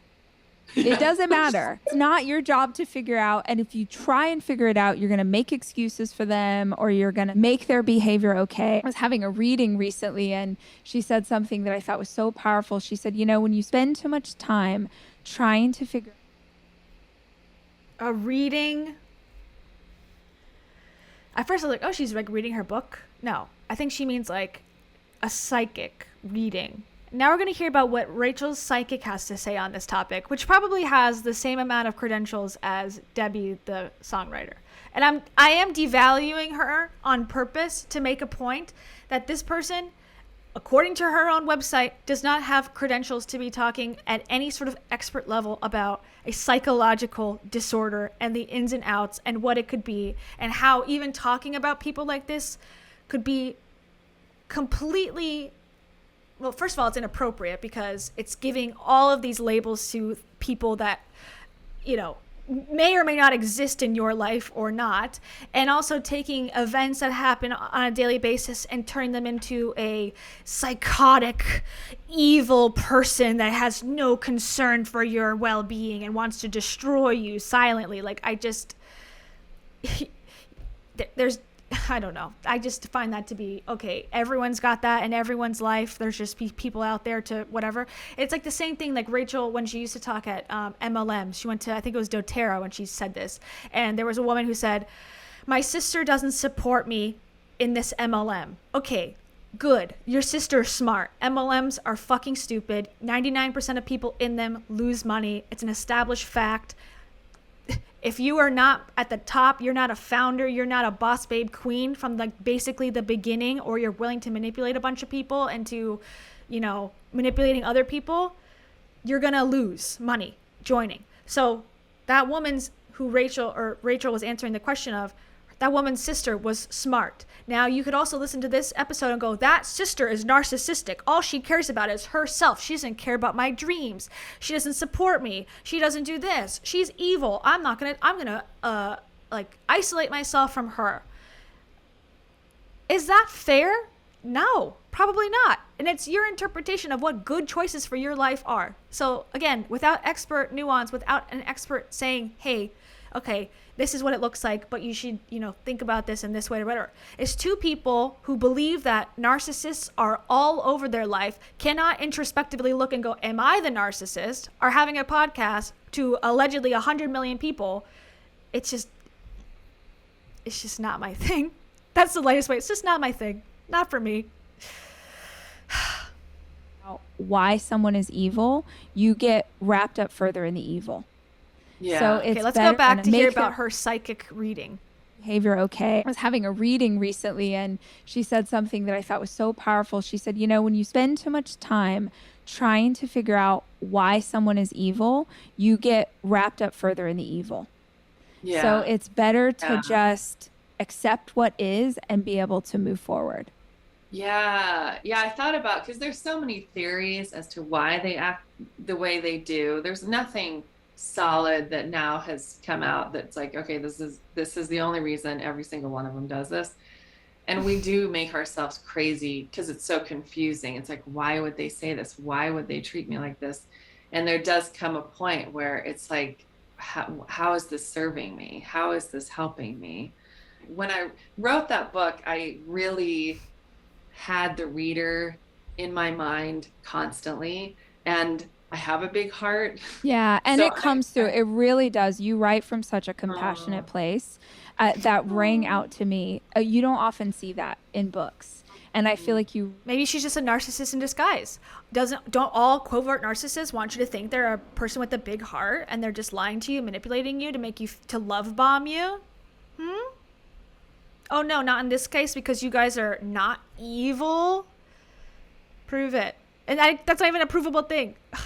God, sorry. Really did have such compassion for people who found themselves in this situation. So I want you to know that it really comes through.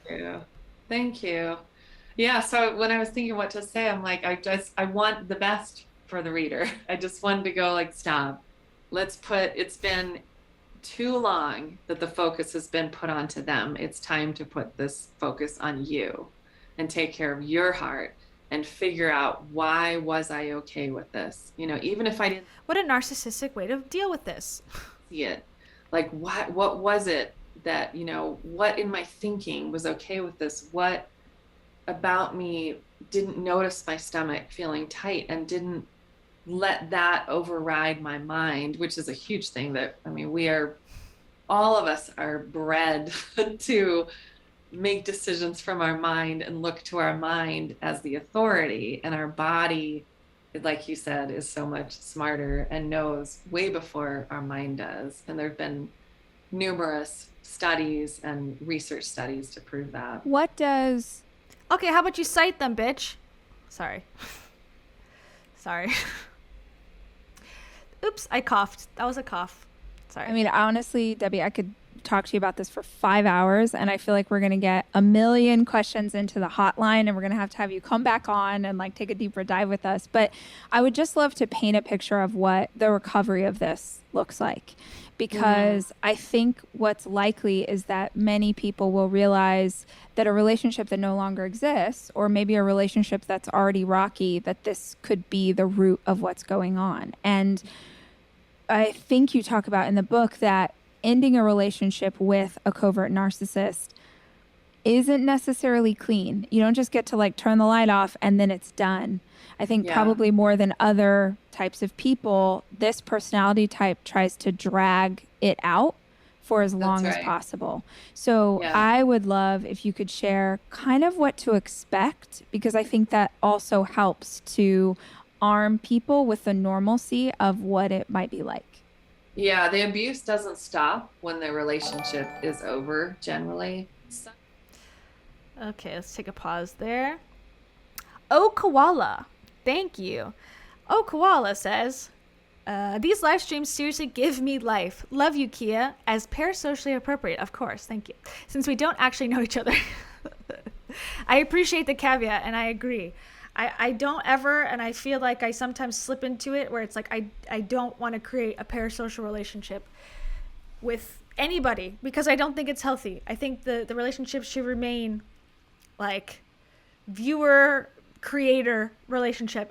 You know, we can like each other. Of course, I like all your comments and I think they're hilarious, but remind ourselves every time we meet here that we don't really know each other, and that's okay. That's how it's supposed to be. And I don't love you and I don't root for you as an individual person because it's impossible to know who you are. So thank you for saying that and specifying. I do really believe in that greatly. And it sounds like bitchy, but I really mean it in like a healthy way, I hope.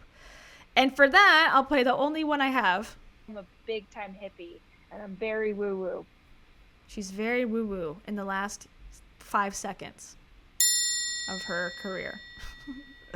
Thank you. Okay, here we go. Some narcissists will actually hoover you and try and get you back, but others will cut you off as if they never loved you a day in their lives and will continue to abuse you over time. That actually was what prompted me to write the book. So as far as healing, and I highly recommend my second book. I'm actually doing a series. I don't know if I told you that. So it's Covert Narcissists, Worthy of Love. And then I'm working on the final book right now to kind of bring it all together. Yeah.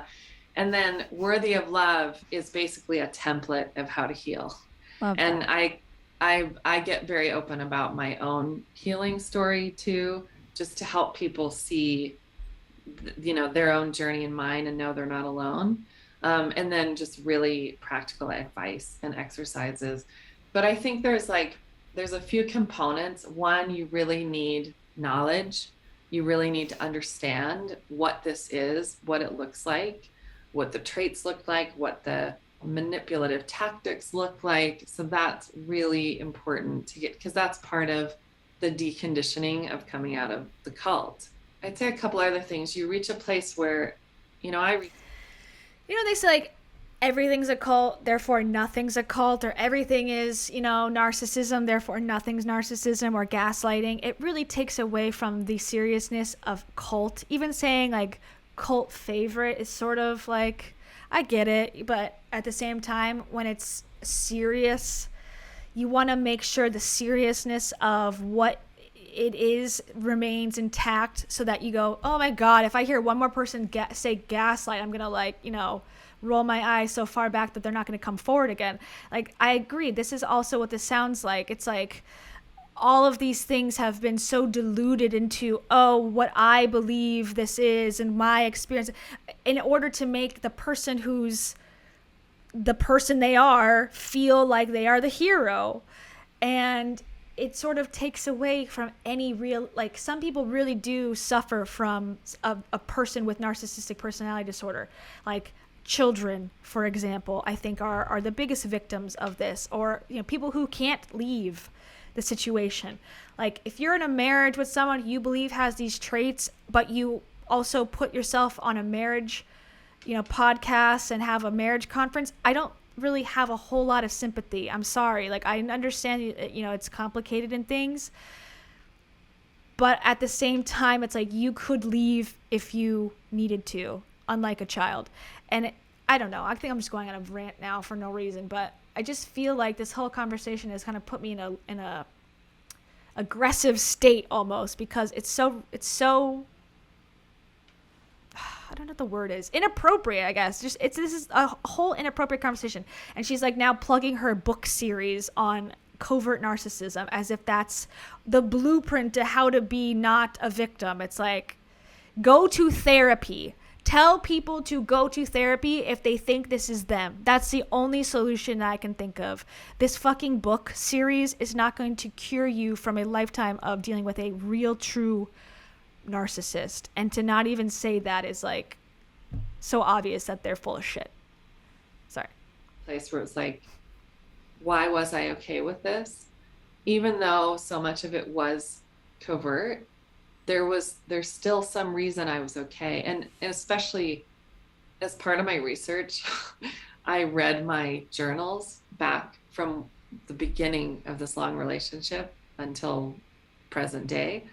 And I couldn't believe all the stuff that happened at the beginning that I would never tolerate now, you know? And so that became kind of a whole transformative healing process for me. Debbie, how did you figure out that you're whatever? She doesn't even said who the narcissist in her life was. I guess you have to read the book to find out. How did you find out? How did you get over it? You just wrote a book and that healed you? That sounds like a Rachel Hollis ism. Oh, I healed myself through writing a book about my issues.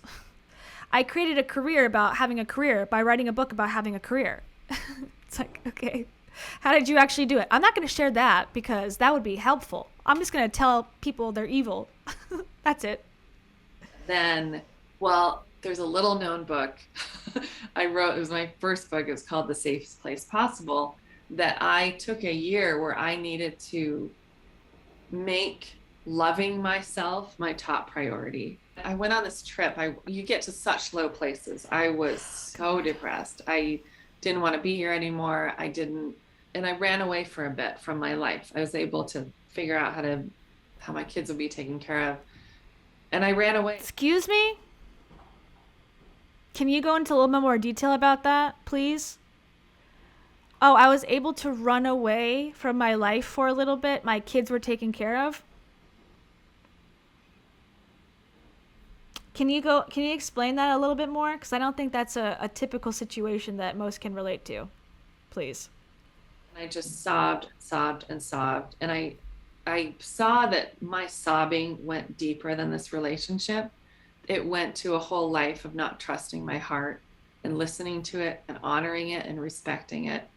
And I had a talk with my heart, my younger self, that day. And I said, it's going to be different from now on.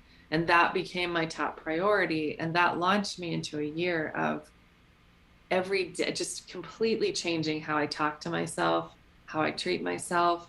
And I kind of intuitively was led to these different exercises that ended up being so healing. Like, for instance, one was I got out old photo albums and I would look at me through different ages. And I'd look into my eyes at the picture and I'd be like, oh, I see what you're going through. I see the light, going out in you. And I'm so sorry. And I love you. And I want you to know that, things are going to get better. And you're so beautiful and you're so wonderful. And so I just would talk to all these different ages of me. Okay, I'm just going to make another statement here. Do you think a narcissistic person wouldn't do that? Do you think a person with, let's say, diagnosed covert passive-aggressive narcissism, if you can even diagnose that specifically, let's say you were willing to admit that to yourself, do you think that person wouldn't also go through all of the pictures of themselves and go, I can see your pain, I understand what you're going through, oh, that's so hard, oh, like, you need to be forgiven? So how do you know you're not the narcissist? Because I think a victim would have I'm not saying she's not a victim, but a victim and a narcissist would probably look at their picture the same way and go, oh, I deserve better. So aren't we all the same? Aren't we just people going through shit? I don't know. Like, that's the thing. It's like, I need an expert to tell me the answer to that. Yeah, she love-bombed herself. Yeah, exactly, Joms. And so then my friend was like, you should write all this down. And that ended up being my first book. It's really tender, easy to read book that's just full of those exercises of what I did. So I think that needs to be part of the recovery, is just massive self-love and self-respect. Part of the recovery is reading my book, abandon your children, and look at pictures of yourself and tell yourself how great you are. That's the cure to someone being a narcissist to you. Okay. Cool. growing that in yourself. And then also, there can be a lot of health issues because in these relationships, our nervous system gets so dysregulated because we're dealing with constant stress without realizing it. So that needs to be addressed too in a big way. In Worthy of Love, I actually explain how to do that and exercises to do that. And they're all free and you can do them at home and they're simple and easy. But a big thing I've learned is just to slow down, to acknowledge you have experienced trauma over a long period of time, and to slow everything down, to have such compassion and tenderness and understanding for yourself, and absolutely zero judgment, because who you are is magnificent and beautiful. And this road, if you choose to go down this healing path, it can be incredibly transformative, and you will come out a different person than you've ever been before. So that's the silver lining, I would say, of what's possible coming out of these. Oh, I love this. Debbie, this has been such a blessing. I'm so grateful for your wisdom and your time and your words. I know that listeners are going to want to grab this book, other books. So can you tell them where they can find the books, where they can find you online, like give them all that information? Yeah, definitely. Yeah, my website is like where you'll find everything. It's debbiemirza.com. Oh, and I also recently created, which I love so much, is a guided meditation called Rewriting the False Messages You Got from Narcissists. Wow. So it's a way of just like laying down, putting in earphones and just like, yeah, I went through, I researched my own messages and other people's messages. I asked the support group I was involved in for a while. So I took those and created. Go into more detail about involved in, please. I want to know you're involved. Whenever someone says something like that, like this thing I was involved in, I need more details. It's getting sunny. Please explain your involvement, because that would change. Were you leading it? Were you a member of it? Were you sitting outside of it while it was partaking? I need more details, Debbie. And after this, we're going to go to her website again. This journey that you'll go through that will help you literally rewrite the messages that you got about yourself. So all that, the books and everything, online courses can be found on my website. Awesome. Thank you so much for the time. And I hope that we get to have another conversation like this and take a deeper dive, because I'm sure we're going to have all the questions, but this has been such a gift. Yeah, I would love that. Thank you for inviting me. I really enjoyed talking with you. And it just ends. Okay, let's go to debbiemirza.com just to double check. I already brought it up before, but just to make sure I'm not, giving everyone the wrong person. Let's see. Let's deep dive. Debbie Mirza. She's my life coach. No, it's the same one. Okay. Here it is, folks. Here's the expert of the day. Healing after experiencing covert passive-aggressive narcissism. Okay. Hello, beautiful soul. If you came here because you are currently in a relationship that is confusing and exhausting, believe me, I understand. Maybe you are with someone who appears kind, is well-liked, maybe even a pillar of the community, but for some reason, while you've been with this person, your self-image has plummeted, your health has been affected, and you've been gaslighted so much you are questioning what is even true about yourself and this relationship. You might be doubting yourself a lot. You may be experiencing the deepest betrayal you never thought possible. You might have experienced very subtle, devaluing and demeaning behavior for years and didn't recognize it. You are not alone, and I'm glad you're here. And I would say, now, enter therapy as soon as possible, because reading a book can only get you so far. It's not what she says, but here we go. It's what she says. After spending years working on my own clarity and healing after experiencing covert narcissists, in her opinion, I decided to write a book about this incredibly confusing and crazy-making form of narcissism to help others to be able to see clearly. Okay, here's my problem, and this is the Rachel Hollis problem. Just because you have a life experience does not mean that it's a blueprint for other people. Why can't you write the book, My Life with a Covert Narcissist, and leave it at that? This is my experience dealing with what I think this is.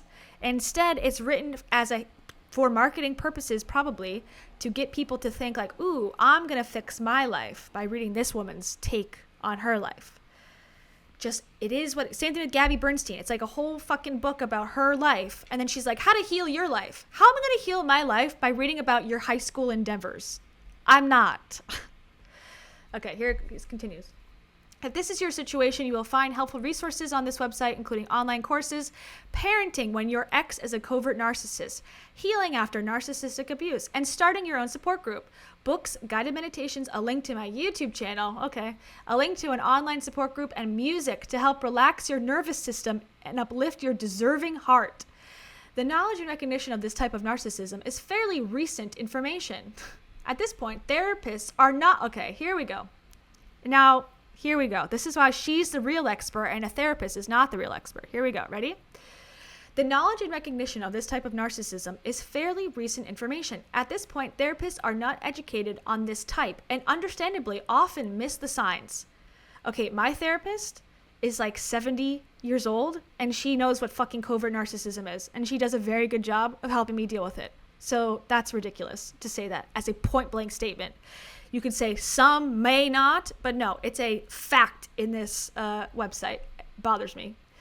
My hope is this changes. And why don't you go to school then and change it? How about that, Debbie? Why don't you go and become involved in academia so you can change this instead of writing a book and trying to profit from it?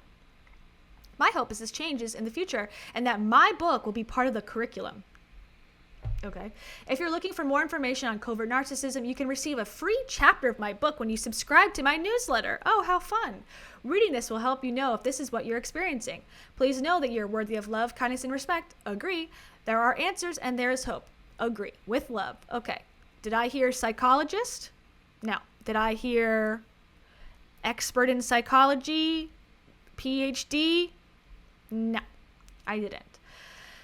Here's her books. Worthy of Love, Reclaiming the Truth of Who You Are. The Covert Passive-Aggressive Narcissist, The Safest Place Possible. It's in Spanish. Okay, here's some guided meditations. Wonderful. How to Parent. Okay, that's what she said. Let's see what else. There's her Instagram. Let's go to her YouTube real quick. I want to find her songs. Hi, everyone. But first of all, I want to read her About thing again. Okay, author, speaker, singer, songwriter. That's why I called her a songwriter. And I realize that I am demeaning her when I say that. And I don't mean her that as a person. I don't know her as a person. But again, I want to prove the point that she's not a psychologist or a doctor or someone who's qualified to speak on this for others. She can speak on it, of course, for her own perspective, from her own perspective, her own life story. I'm never going to tell someone they cannot talk about their life story ever, but don't pin it as advice for others. That's where I get, it's problematic. Okay, Debbie is an author, speaker, singer, songwriter. Debbie is a best-selling author, of course, who is passionate about helping people heal after narcissistic abuse. She has personally experienced decades of covert narcissistic abuse and has a wealth of understanding on this topic of her own life, stemming from her own life experience, education. Can you elaborate? And research. More elaboration, please. Debbie has been interviewed on several podcasts and online conferences. Who gives a shit? She has deep empathy for those who have dealt with this damaging form of narcissism. So should everybody. Debbie can be found on her YouTube channel talking about different aspects of covert narcissism, as well as sharing some of her songs to help soothe the mind and heart. That sounds narcissistic. She has also created online courses, of course she has, to help with the healing process. One specifically on parenting when your ex is a covert narcissist, and one with helpful tips for starting your own in-person support group. Well, if you're really that caring, you would probably make it for free. So, okay. During her own healing, she went through a time of much isolation where she spent a lot of time in nature and at home taking care of her wounded heart. Did you say about leaving your kids? Because you did mention that in the podcast. It was during this time that she wrote and recorded songs that would bring her and others calm, love, and tenderness. She named the CD Soul Rising as she felt her own soul rising to the surface as she healed fragmented parts of herself. On this website, you'll find her music, courses, a link to her YouTube channel, blah, blah, blah, blah, link to a private online support group she created on Facebook, as well as other resources. Debbie is a woman with a kind and tender heart, says herself, who loves to create things that help others to see how magnificent they really are. She's a big fan of dolphins, the ocean, Nutella, popcorn, good friends, Papasan chairs, somebody help me, hammocks, superfoods, okay, freedom. I'm a big fan of freedom. Peace and travel. Okay. Thanks, Debbie. Let's go to her music.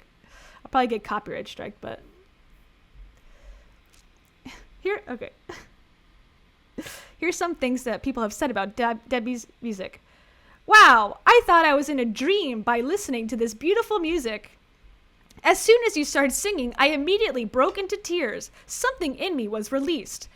Wow, I didn't expect this to have such a calming effect so immediately, from tense to relaxed. Now I think I can actually go to bed. It's 2:19 a.m., about 1 to 2 hours earlier than usual. Wow, she's a miracle worker. All right, Debbie, let's see. Let's get everyone, are you ready to clear? I don't have the button, but this sounds very familiar. To clear. Hi, everyone. I need to be healed. Okay. I need a life-changing song, Debbie. Please. Let's search song.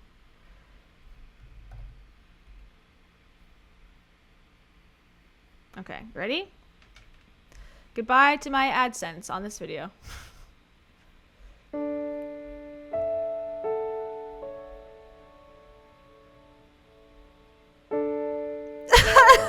Sorry. I'm healed. One step at a time,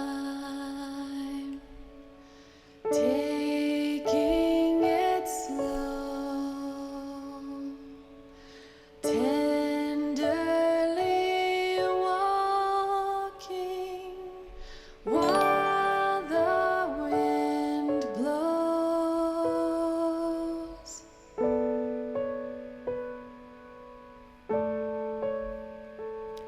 Everything's about Debbie. Amazing, Debbie. Amazing. Amazing. Touches my soul. Soothing to hear. Your hand. Like, okay, great, but this doesn't mean that you're an expert in narcissism. I don't know. I feel mean, like, making fun of her music. It's fine. It's an artwork, but it's not going to heal me from a narcissistic abuse. I'm sorry to say.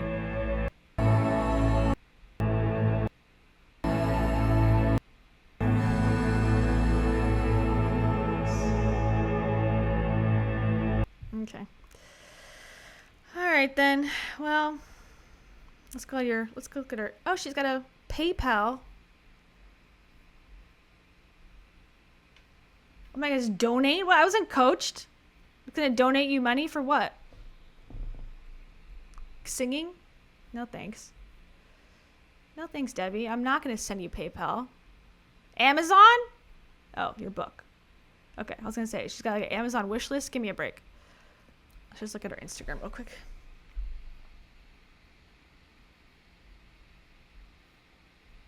Oh, she's at an online summit. Let's see who's here. No one I know of. The biggest narcissistic abuse recovery summit of the year. This is a thing?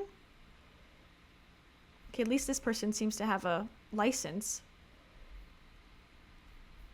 There's a whole group summit? I'm surprised. I don't know how to feel about this. I gotta think about this. Depends on who's going. People with no credentials, great. Why does she look familiar, this person?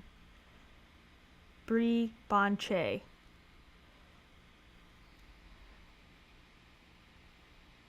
I don't recognize anybody else. Okay, I'll have to look into this more. I didn't know there's a narcissistic abuse conference. Okay, so this looks like a typical life coach's, web or Instagram, like Little backgrounds. Your tenderness is magnificent. Okay, yeah, it's giving life coach.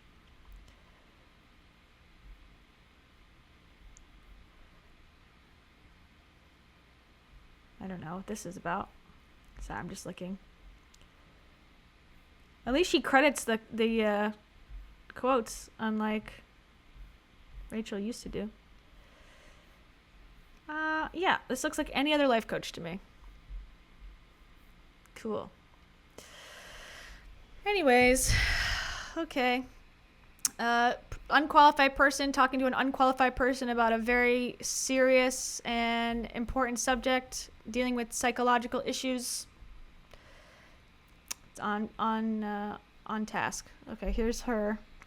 Oh yeah, I want to see her online courses. I'm curious to see how much they cost.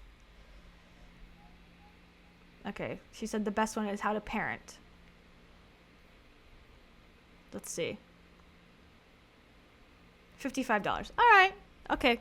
Not so bad. I'll give her that. Debbie's courses. 55, 15, 55. Okay. Debbie, all is forgiven. If it was like $1,000, I'd be like, all right, Debbie, you're done. You're done. But no, that's okay. I'll allow it. 55 seems reasonable. Now, where she has any audacity to give any information to these people, is beyond me, other than it's my own idea. Okay. You want to email Debbie, have her on the show? And here's our frequently asked questions about Debbie. I want to see, what's your background, Debbie? Is Debbie still coaching? At the moment, Debbie is not available for coaching. She may be in the future, but for right now, her time is filled writing and creating resources for survivors of narcissistic abuse. Are there any coaches or therapists Debbie recommend who understand covert narcissism? Bree Bonche or Abby Rodman? Okay, are they therapists or are they coaches too? Okay, oh, this is the one that she's in the group with, or she's doing the conference with. But at least she's a licensed clinical social worker. I think that's what that means. So that does mean she had some school, which I will say, okay, is definitely, yeah, licensed clinical social worker. Good. We recommend her too. I don't know who she is, but at least she has some schooling. Okay, support groups. A few years ago, she created an online support group. She no longer actively participates in the group. Why? But she has handed it over to a group of admins she trusts. This is the only support group she endorses and will occasionally visit. May I send Debbie my story and ask her for free advice? Yeah, definitely. Debbie loves to connect with people and would love to be able to hear what you are feeling and experiencing. But since her books have come out, she receives a considerable amount of messages from people wanting to share their story with her and receive advice. Because of this, she is unable to personally read and answer your questions. She does give her time and offers free support through her videos on YouTube, her newsletter, and her posts on Facebook, Instagram, and Twitter. Like many of you, she is sensitive and empathetic and is learning to be conscious about conserving her time and energy. Okay, fair enough. I can't strike her for that. But again, if you care about this so much, wouldn't you want to go back to school? Perhaps to learn, psychologically how to not trigger people. I know that's a big part of therapists, becoming therapists, is learning how to correctly not re-traumatize people. And you think that you would like to do that if you're writing a book about the topic that you care about. Let's just see her most viewed is. Most popular. Sex with a covert narcissist, huh? Sex sells.